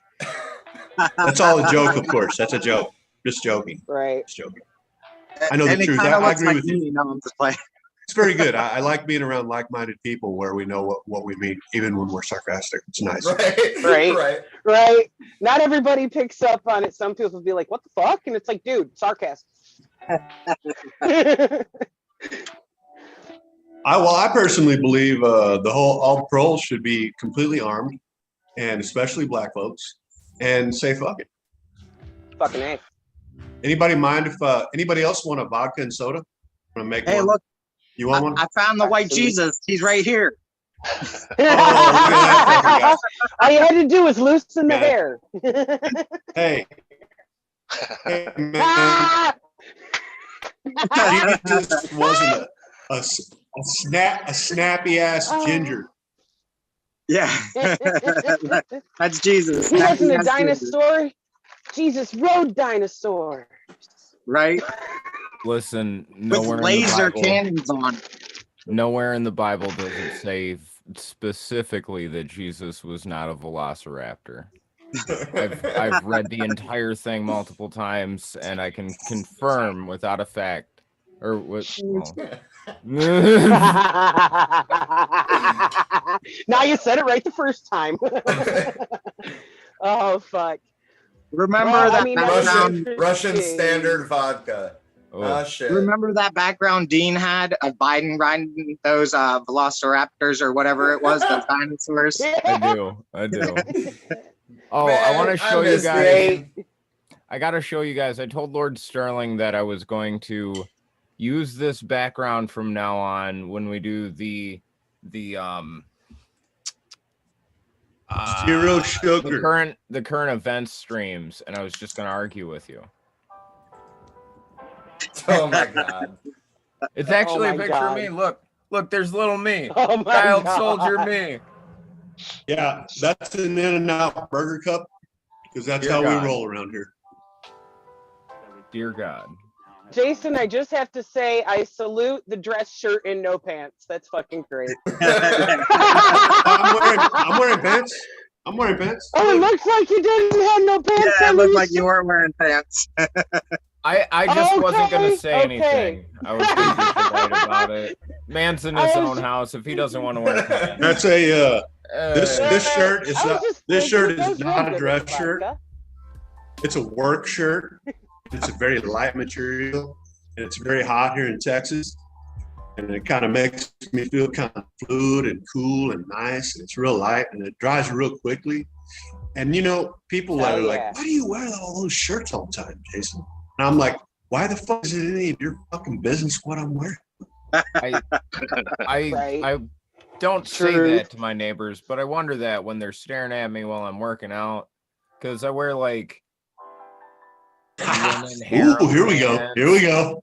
Or like my kilt. Work out in my kilt a lot. And mind you, when Don says I'm out in the yard working out, he's got a quad head fucking mace that he's out there swinging like a goddamn Viking. I'm sure I look like some sort of psychopath. All right, let me turn some lights on in here. Yeah. Oh shit! Getting a little dark, so I figured out I couldn't see you. I'm blind. I'm old and I'm blind. So you know, let's call it what it is. Indeed. Hell yeah. Indeed. So go ahead. We're all very high and drunk around here. What's going on? Well, sparking a bowl back up. I'll smoke to that. I can't smoke yet. Me too.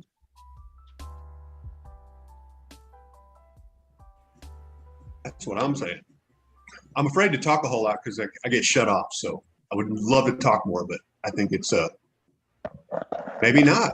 Well, thankfully your audio's a lot better now. Past 10 to 15 Maybe I minutes. just needed to turn the lights on. Wow. But like to hook up to your Uh, Wi-Fi. I get fluctuating electricity out here because it's all 100% solar, you know, and I have the 3 of the Tesla walls, and then they don't always allocate electricity as needed, you know, sometimes. So hey, look, I fixed it, guys. I turned the lights on. Okay. Yay me. Here's what I really want to get after for y'all. Okay. I'm just going to fucking break it down to you. All right. I was raised very poor on a farm, and we had several very bad years. I went to a very rural school. I wasn't the best student. I was pretty smart, but I wasn't into all that book learning. You know, I was tall and fast, but not fast enough for college. So, you know, hey, go join the Navy, boy. That's what I did. And afterwards, you know what I did? I decided to go back to that small little rural town, became a carpenter, and beat up my fucking body for 20 years, even as a union carpenter. I mean, as Big Bill Haywood said, you know, I haven't read Marx, but I got the marks of capital all over my fucking body. You know, I'll have red marks. And you know what? I got definite fucking marks of capital all over my body. Carpal tunnel syndrome, tinnitus, fuck, my knees are fucked. Broken wrists over and over, just sacrificing my body for the wage. Just chasing that fucking wage, wanting like a boat. Oh, I gotta have me an ATV. So cool. Let me get the newest Ford F-150 FX4 four-wheel drive, silver leather interior. You know what? All that shit just fucking sickens the fuck out of me now. These fucking bourgeoisie right now make me literally want to vomit 24/7 every second of the fucking day. This worship was not just something that just happened. We were conditioned into it. I'm sure you all are familiar with the word propaganda. Okay. United States is the most propagandized country in the fucking world, man. Damn right. My friend, he's from China. Okay. And he was like, why do y'all watch news here? I was like, well, personally, I don't. He's like, it seems like everybody else does. In China, we don't watch the news because we know it's fucking state propaganda. That's where this needs to start. We can go around and we can organize and we can march and we can go rah, rah, rah, working class pride. Oh, let's talk about communism. But we can't say socialism or communism because it scares people. Okay. Well, you know, that's right. That does scare people because they went through the Red Scare. I grew up in the Red Scare. We thought communism was horrible. 13 trillion people died in the whole of Madobalabor. You know? Bullshit. They've been withhold. They didn't teach us the truth in school. It's horseshit. We are propagandized here. Big time. Everything that it has happening right now, and what I'm hearing from y'all is like talking points from propaganda media. Okay, and I'm sorry if I'm being offensive. I'm just a fucking very honest and straightforward person. Okay, for me, becoming radicalized, it happened naturally, and I came upon class consciousness and understanding of socialism morally before I read anything. Same.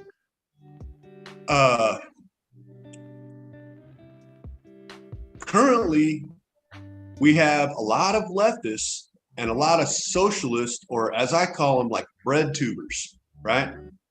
They're anarcho or anarcho-communists. They read some Kropotkin, and he's a very witty fellow.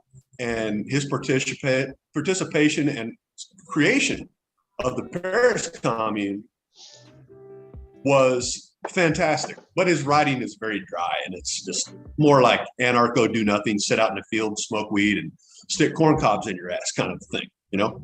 Now, that's not a shot against anarchists at all. But the writing is just that way. And I may be being a little bit too liberal on the sarcasm on that, but you know, it is what it is. Currently, the most important thing of you young folks doing to organize and radicalize your generation is trying to push people towards class consciousness. It cannot be taught. You cannot read enough Marx. You cannot read enough Lenin. You cannot read Stalin and all of a sudden be fucking class conscious. These evidences of injustice, racial injustice, class injustice has to be addressed. I see all this rhetoric just on and on and on and on, and all these just this and that.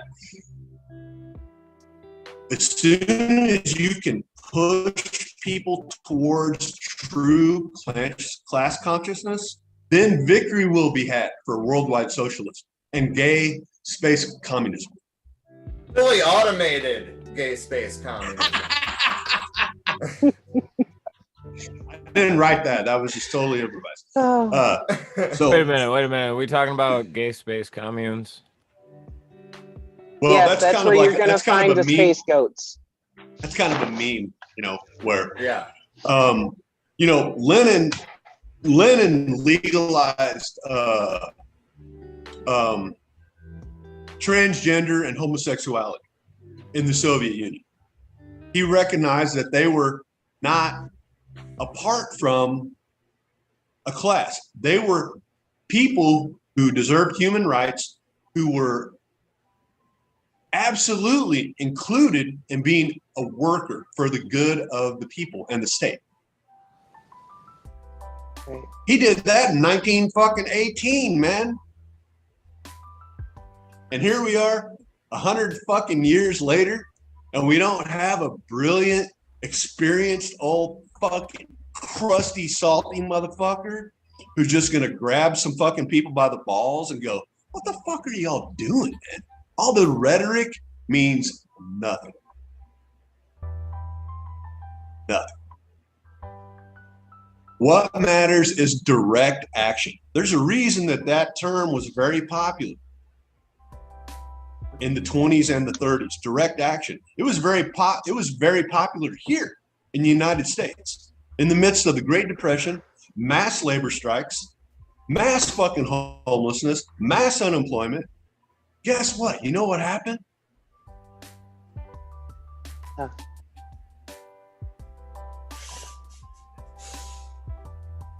Damn it. Did we lose him?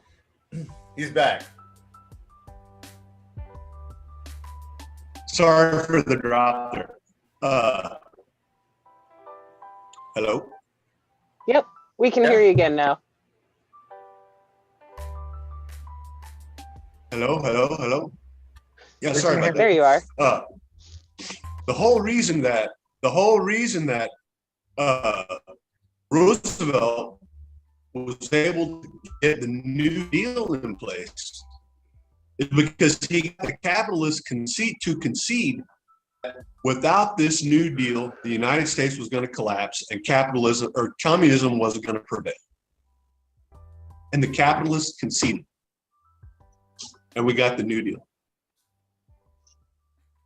Yeah. I mean, it was, and for that matter, it's important to point out that the New Deal was a bunch of liberal reforms that were stripped away over time. How much of the New Deal still stands today? Let's be real about it. Like it was, Right. Not much at all. Oh, hello. Sorry about that. Go ahead. Somebody else take the mic. I'll go on for 3, 4, 5 fucking hours, man. Just please, someone intervene. Please, someone intervene here. Social Security away from us as is. I mean, that was one of the biggest parts of the New Deal, you know. And how long has it been since they've gotten a proper cost of living increase? Well, the last time $7.25 it's been what, 11 years now?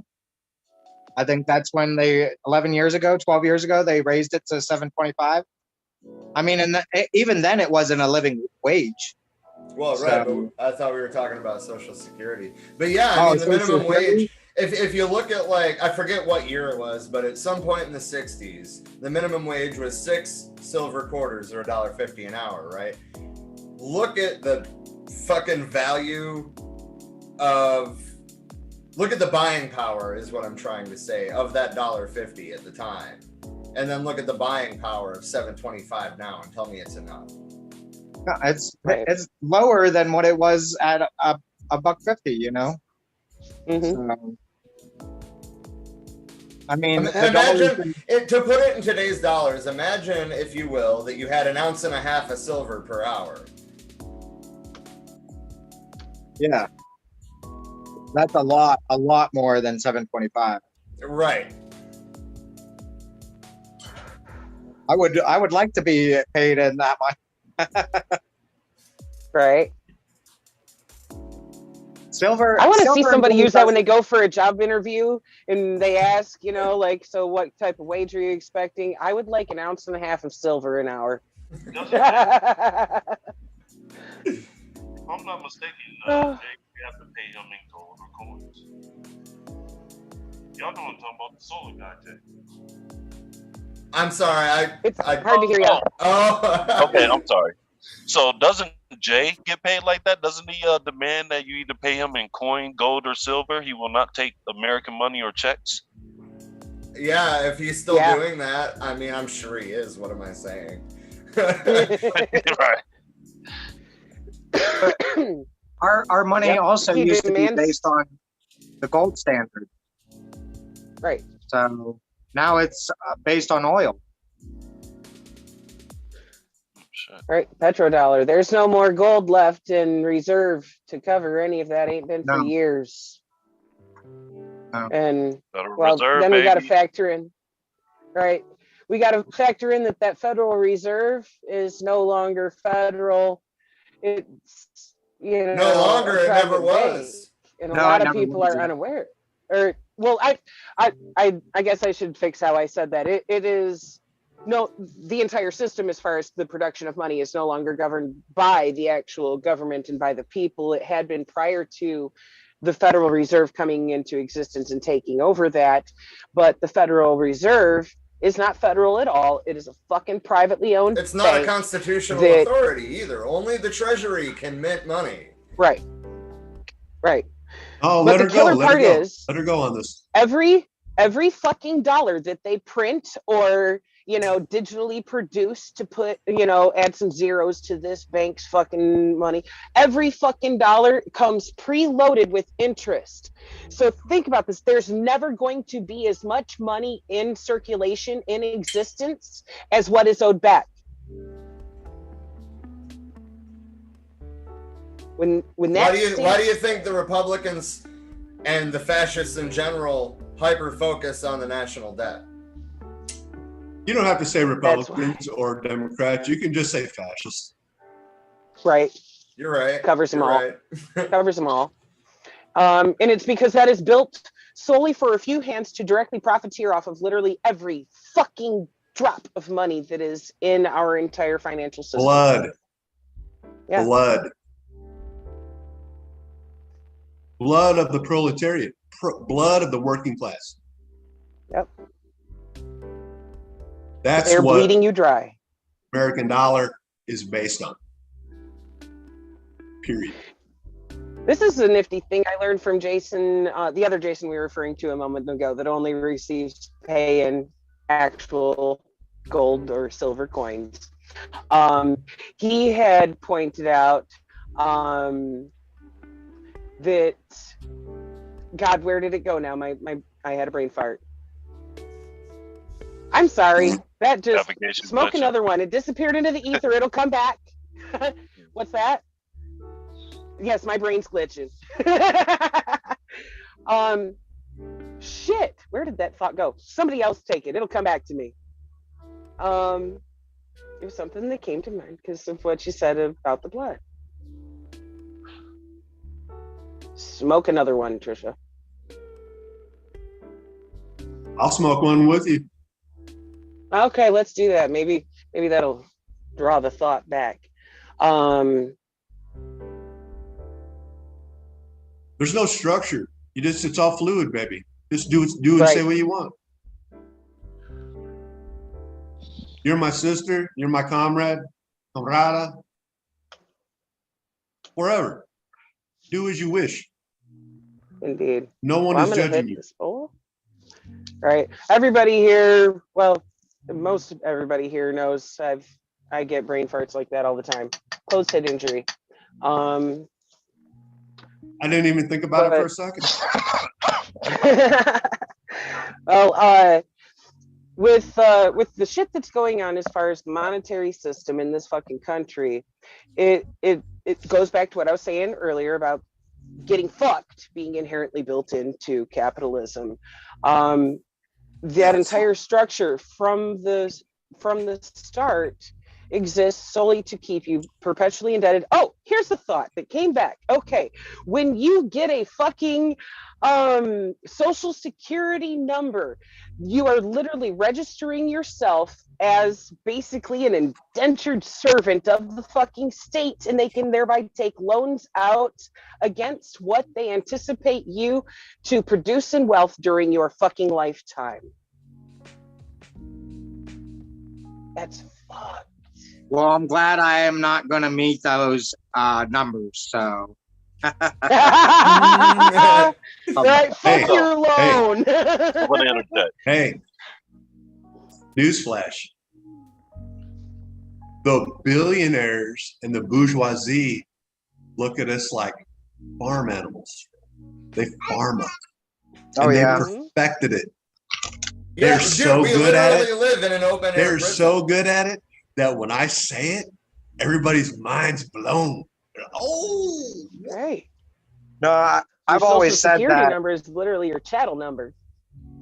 I've always said that the new money is very, people. very good, Zen motherfucker.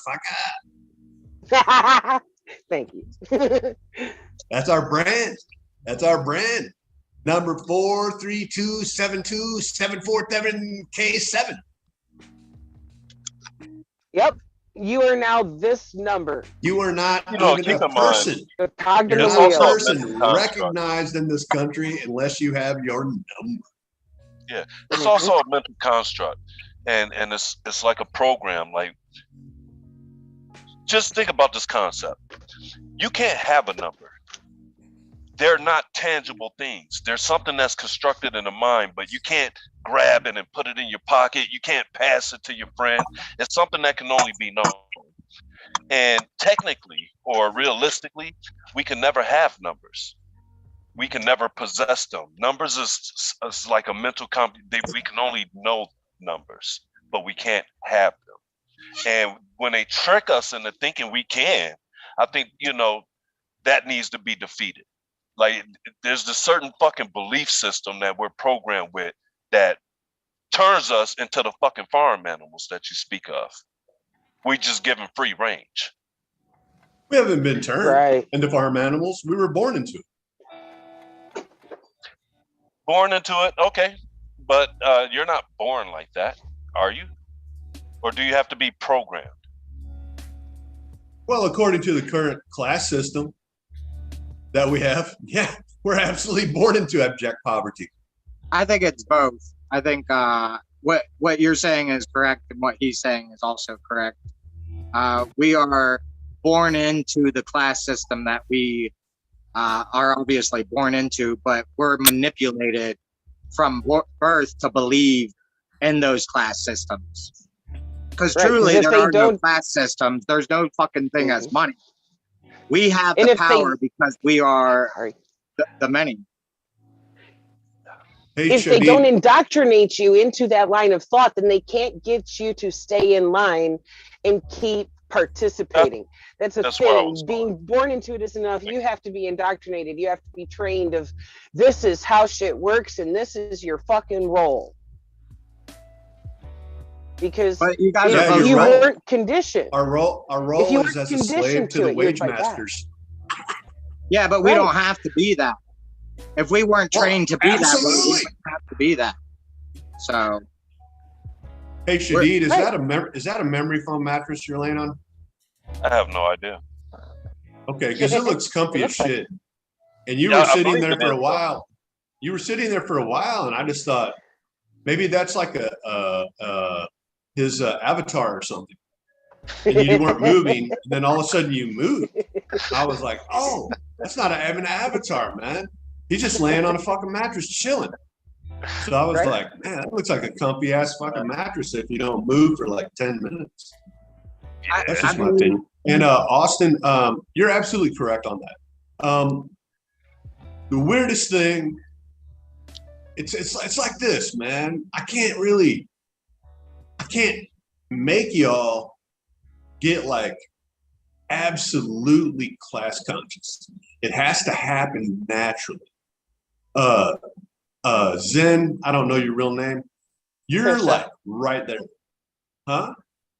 Trisha. What? My Trisha, okay. name is Trisha. Yeah. Trisha, fantastic. I'm Jason, by the way. You're right there, Pleasure to meet you. and you're just you're right there, and you're ready to go out and start punching fucking cops and fascists in the dick, which is fantastic. well, I'm hoping that dude that bought that ticket pushes Jeff Bezos out his fucking his spacecraft. So Yeah. Hey, look, you're worried about Jeff Bezos going to space? I'm worried about Jeff Bezos having fucking $200 billion fucking dollars, man. I'm not worried about Jeff Bezos at all. What I'm worried about is the people that he employs. That's where my worry lies. Here's the thing. Workers have all the power, and the sooner they When realize that, we the have better. no power. All they have to do is organize together and say, fuck you. Yeah, I know. There's a reason Jeff Bezos has accumulated that amount of wealth.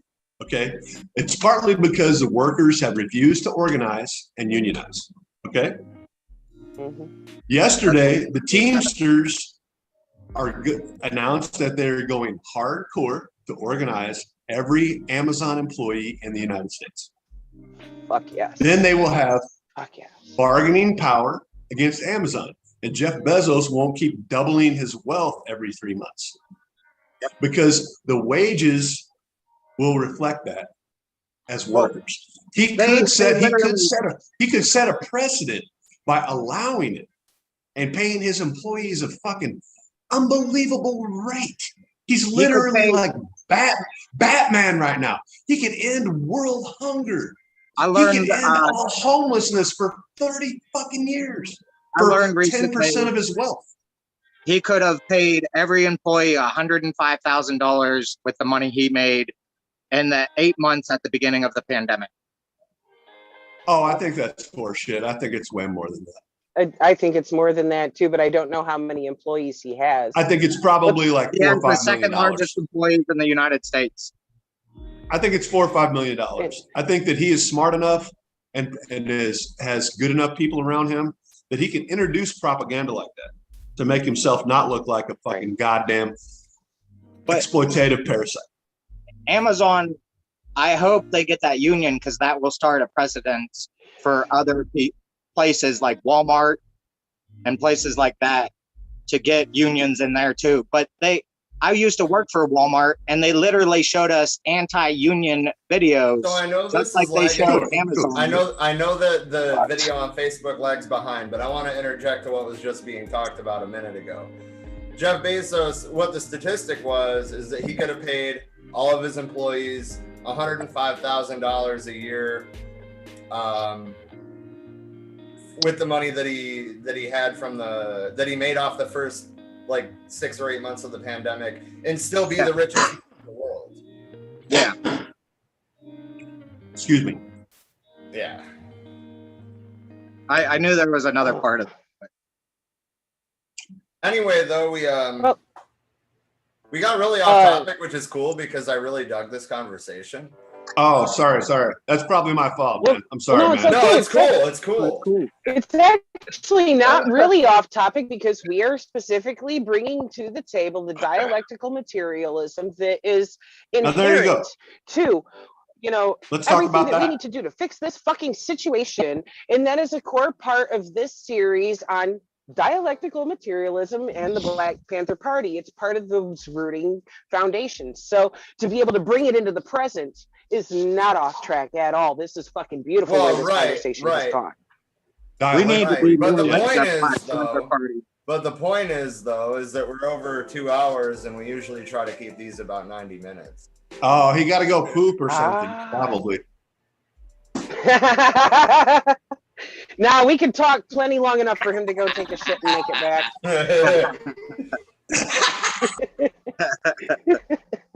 Oh, I don't mind. I talk about this shit all day, every fucking day.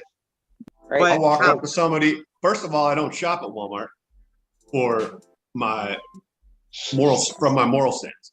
But if I did, I would walk up to every motherfucker in there, and I would explain to them their class role in this stupid, broken, fucking economic system that we have.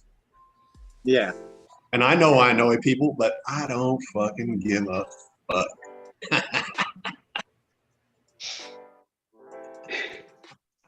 We used to have. And anybody that shops at Walmart, fuck you too. And fuck your mother if she shops there too. Hey, I do shop at Very Walmart, much. and my wife works at Walmart, so. Well, she should quit. Thank you. Well, I wish we could. They don't treat women worth a shit there. They Oh, don't I give know. any She fucking knows. workers' rights. They don't Oh, we know. respect you. All they care about is profit. That's it. It's But like a literally, literal McDonald's for Chinese shit and bad food. We live in a dying town, and Walmart's one of the reasons it's a dying town. But the best job you can Yes. find in this town Yes. is Walmart. I would rather Sounds there be just no like Tawa. They've trapped you. They've Yeah, trapped of course. Of course they have. That's their fucking goal. You know what I mean? Right. Don't be mad at That's the me. goal. Don't be mad at me because Walmart trapped your town. I'm not mad at you. It trapped it before I was even aged to do anything about it. So No, everybody's mad at me. I'm And not you're mad at you. I don't even know you. Fine. Nah, don't but even we're care. definitely mad at the fucking Walton family because how fucking Yeah. dare they rake in? If I remember correct, wasn't it like $80-something thousand an hour each? Or They was it make- more than that? Hey, I seen this video about Walmart's super fleet of fucking ships. Are you guys aware of like? Walmart's No. got a navy. I mean, how Listen, fucking bro, American. they have some of the fastest, biggest Let's hear shit about on this the water. Walmart navy, man. They have some like serious robotic crane systems going on. Like they have one of the most efficient shits on the earth right now. According to this video, maybe it's old or outdated now, but I was just shocked. Like, Loading Each- trucks with Damn. robots. Each employee on average makes Walmart $267,000 a year. The average employee is only paid $11 an hour. So that's around $20,000 a year they get paid. So See, Slave what the wages. people who work for Walmart need to do is unionize and seize the motherfucking means because there's no excuse for the Waltons making that money. What they need to do is take possession of that fucking company by force. they used to, And everybody become equal fucking share owner of that goddamn corporation and actually get their equal share of the Hey, profits, the take the wealth means produced back to the by their people. time and their Hey, fucking labor. Trisha. We outnumber these Trisha, but motherfuckers. Walmart offers stock options to its employees. This is what I think about that. This is how much that means. Fuck their stock options. That is not enough. That is not sufficient. That's the thing. Any Hey, Austin. wise, any good parasite knows not to kill its fucking host, or the parasite itself will die. So what the fuck's wrong with the Waltons and the That's a good Bezos drink of the right there. world? What the fuck? Austin, what's up? you know, you are a what I would refer to as a Lumen Pro. Lumen Pro. And you are the greatest resource to the burgeoning awakening of the proletariat. You're poor, you're oppressed, and you don't even know why the fuck you're oppressed or poor. No, I know why I'm oppressed and poor, but No, I didn't mean that as a slight. That's not what I meant. no, I know, but I do know. I know you don't know me, but I will be running for Congress in 2024. That's fantastic. You can go ahead and dive right into that. What I'm saying is that I hope you don't feel that your only solution is that you have to subjugate to the wage masters of Walmart. No, I don't. That is greatly upsetting to me that any proletariat would feel subjugated to wage masters. And I know many people are. And that's what keeps them in the pocket of poverty and oppression and makes people poorer and poorer and poorer systematically. Look what the United States engineered for the black folks in this country. They've been engineered to be further and further and further and further away. Do you hear me? Sir? If we can, we shop locally. I would rather shop at a store that somebody I know owns than Sir, I'm not. shop at Sir, a I'm large not. corporation. I am not attacking you. I'm not attacking you. I love you, my comrade. I love you. I know you're not attacking. What I'm saying is that I'm absolutely not attacking you. What I am trying to do is further radicalize you and help to push you more towards class consciousness. That's all. I am not marginalizing you, and I hope that you do not feel marginalized by me in this conversation. I love you, comrades. Yeah, but you're trying, listen, you're trying, from one conversation that we've had on here, you're trying to understand me as a person and the way I think, but that's not possible. Not even close to being possible. Now, if you talk to Rob or Trisha, I think they'd tell you that I am pretty radical. Indeed. So, I mean, you're just thinking that, I shop at Walmart or I do this or do that, what we've talked about here on this podcast. No, not at all. I'm not looking at you at that, like that at all. I would like to make you angry and push you further to be more radical. I don't want to burn down Walmart, man. Why not? All Walmart should be. I have a little girl and I want to be there for her. So no, that's the only way I could get more radical is by like burning down the establishment. And one step shy of that is seizing the means, which would be beautiful to see if all the people who work for Walmart across the country were to actually come together and truly fucking unionize. That's who the Teamsters need to talk to next too. When I worked for Walmart, they I like that all of us leftists hate each other. Talking about unions. Since Pennsylvania is a right to work state, they can fire you over anything. So they would. Pennsylvania is a right to work state? Yes, Pennsylvania is a right to work state. So they can fire you over looking at them funny or something. You know what I mean? Yeah, at will. You're an at will employee. Yeah. Yes. So if anybody in there talked about unions when I worked there, they would literally fire them. Now you know why the whole mid-'70s movement towards federal right to work laws, as it was on bumper stickers and shit, was a ripoff. Yeah. Oh, yeah. Y'all are reaping the benefits of it, and you don't even know.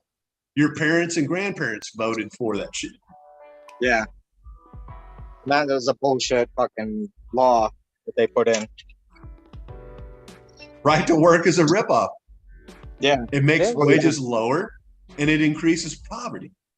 Higher wages increase livability and reduce crime. It's not. That's not my opinion. That's a fact. No, you're right on that. How can some people be convinced that Right to work, which essentially empowers employers to pay people lower wages, which will increase crime and increase poverty, is positive. How does that happen to a reasonable, rational person? Who in their right mind sits back and goes, yeah, fuck yeah, man. Let's reduce wages, increase poverty, and that will increase crime. Oh, that sounds great. Our parents and Let's grandparents, just give more money to the police. they were manipulated beyond belief, you know. So Oh man, we were propagandized like motherfuckers. Let me tell you, I saw all that shit. I'm just glad the younger generations are waking up. So I'm very happy for it. And I hope that you don't feel that I'm chastising you for what you said. I am totally not. I'm so happy that y'all young folks are waking up to like moral socialism and communism instead of just rhetoric. That part is great. Being more active in the workplace and in a social context is extremely important. These fucking billionaires and these fucking decrepit wealth hoarders are poison and they're parasites and they're killing us. They're killing the planet. yeah, they're killing us and the planet. Yep. You're 100% right there. You are absolutely correct in your views and your thinking that we need to eliminate these people. Have you ever thought, now, this is just as a thought. This is pure hyperbole, okay? Have you ever thought, wow, the world would be better off without them? Almost every day. Yeah, we've discussed guillotines and such. Yeah, right. Yeah. Wait, I mean, I Like don't with that eat the rich $600 fucking stimulus. Yeah, what the fuck was Right, that? bring your own barbecue sauce, make sure it's well seasoned, Yeah. but roll out the guillotines because, you know, with that $600 stimulus, that was just enough to be able to buy the supplies to build a guillotine, you know. Or an AR-15. Right? That's also a good option. Liberals And- don't believe in guns, but socialists do. Right. Liberals.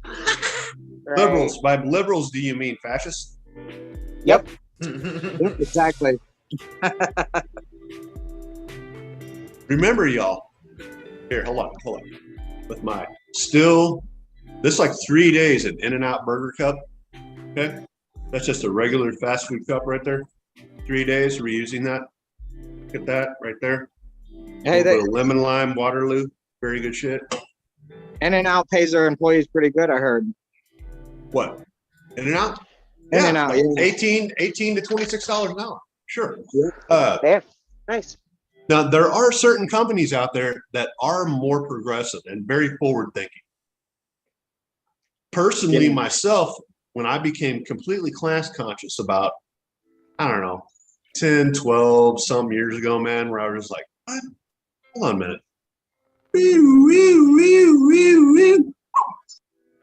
Oh, this is what's going on. There was a lot of information about how rich people were just fucking running around, unstoppable, doing whatever the fuck they want, writing all the laws, writing all the tax codes. It's like, what? Wait a minute, hold on. This shit is rigged, right? Clearly. And it's more evident even today. Oh, wow. I got pretty high and I kind of like forgot what I was talking about. We do that here. Okay.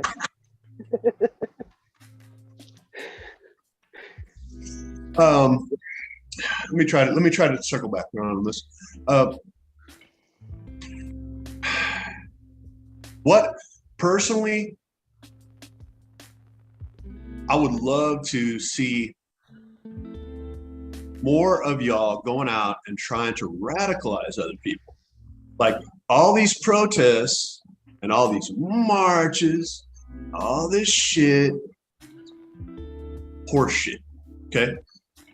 You know, go back and look at what, during the Bolshevik Revolution, what they were doing. They didn't just march with whoever. They were marching with ideologically agreeable comrades. And they were not going to be nice. And they knew they were not going to be nice. And you know what? They were successful. I mean, you know, they ended the parasitic fucking bourgeois monarchy, poisonous, disgusting inbred bloodline of the Romanovs, and instilled a workers' utopia. And it's too bad Lenin fucking suffered a couple strokes and died and whatnot too early. It would have been great if he would have lived for about 10, 15 more years at least. But he had a strong protege in Joseph Stalin. Stalin was an outcast. He was a literal, what you could say, completely marginalized part of, you know, that particular part of like Southeast Russia, right? He was from Georgia, and he had a very heavy Georgian Russian accent, and he was not easily fucking accepted into, you know, what they were calling the construct of the Bolsheviks, right? They looked at him as like a thief and a liar and a hijacker and a bank robber, and he was. He totally did all that, man. He was like, fuck y'all. We're fucked over here, man. This is bullshit, and we've had enough. And I think that the fucking black folks are almost there to that point. And that should garner our comrades' full support on that. If you're not armed, become armed. If you're scared, get the fuck out. Seriously. All the elements are boiling right now for revolution in this country. Like we have the far right and all the fascism and all the religious stupid fucking bullshit and all the conspiracy theories, and we're just like, what the hell, man? How come these people aren't in mental institutions? You know? Then you have the centrists who can easily be pushed into fascism through neoliberalism. And then you have the moral left, which is like, man, I don't know what y'all are doing. Leave me the fuck alone. You know, I don't even understand what the fuck you're all doing. It's not moral. It's not partisan. It's not even political. It's just insanity. This complete political system in the United States right now, the state of capitalism in this country, is complete horseshit. We're a genocidal, imperialistic piece of shit. We fund genocide after genocide after genocide after coup after coup after coup after election interference after election interference, defeating fucking communist menace. It's horseshit. China hasn't been to war in 30 motherfucking years. Or wait, maybe even longer than that. It's been a long time. You know what they've done? They have made the United States look like a bunch of fucking dipshits. They're so far technologically advanced and above us now. And they're going to surpass us now. You know? And it's they're about to hilarious. become the world's largest economy. China has trolled the entire world. They were like, okay, let's create this socialist economy, and we'll make this whole fucking bunch of fucking world of white people ship all their labor over here, and then we'll have control over them. Well, and that's what they did. Production of medication. Meanwhile, landing a Mars rover. What was that? What was that about medication? They have the production of medication. Remember at the beginning of the pandemic, they couldn't even get heart medication and all that because China makes it all. So I don't know about all that shit. What I do know is that our dialectical approach to our material role in this world has been skewed. I'm immensely confused by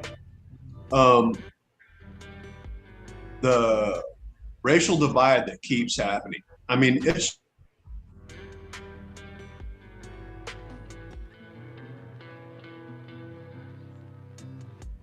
And we lost him. And he's back. Yeah, I got cut off again, y'all. That being said, we probably really should get on wrapping Somebody this please, up. somebody please take the mic. I will fucking hawk this shit for 5 hours, man. Come on, man. Please save me. Rob, As I was saying, I think it's probably about time to wrap it up. We've been going on 2.5 hours here. Wrap it up, B. Wrap it up, B. What were you gonna say though, Austin? I was just saying, go ahead. Oh. All right. Right on. Well, Hey, sorry for beating all you youngins up. I would love to come back every time and be the antagonist. I like doing it. I'm very good at it. Anything I can do to make more proletariat class consciousness, I'm absolutely for that at all times. And at the same time, racial unity, humanity, working class pride. hell yeah. Anyway, to anybody who's still here, thank you for joining us on our piece, part 6 of Black Panther Party and Dialectical Materialism. Next week, we will be picking the book back up at Serving Time at Big Greystone on page 108. That'll be Thursday night at 8. There's already an event page made for it. You just got to go to the Facebook page. And Sunday night, we are releasing our piece on the Pullman strike, both on Facebook and YouTube and podcast platforms. And then Monday, we will be having our usual current event stream. Same time, 8 p.m. Eastern. I hope to see you all then. Peace, love, and bread. Good night. Solidarity.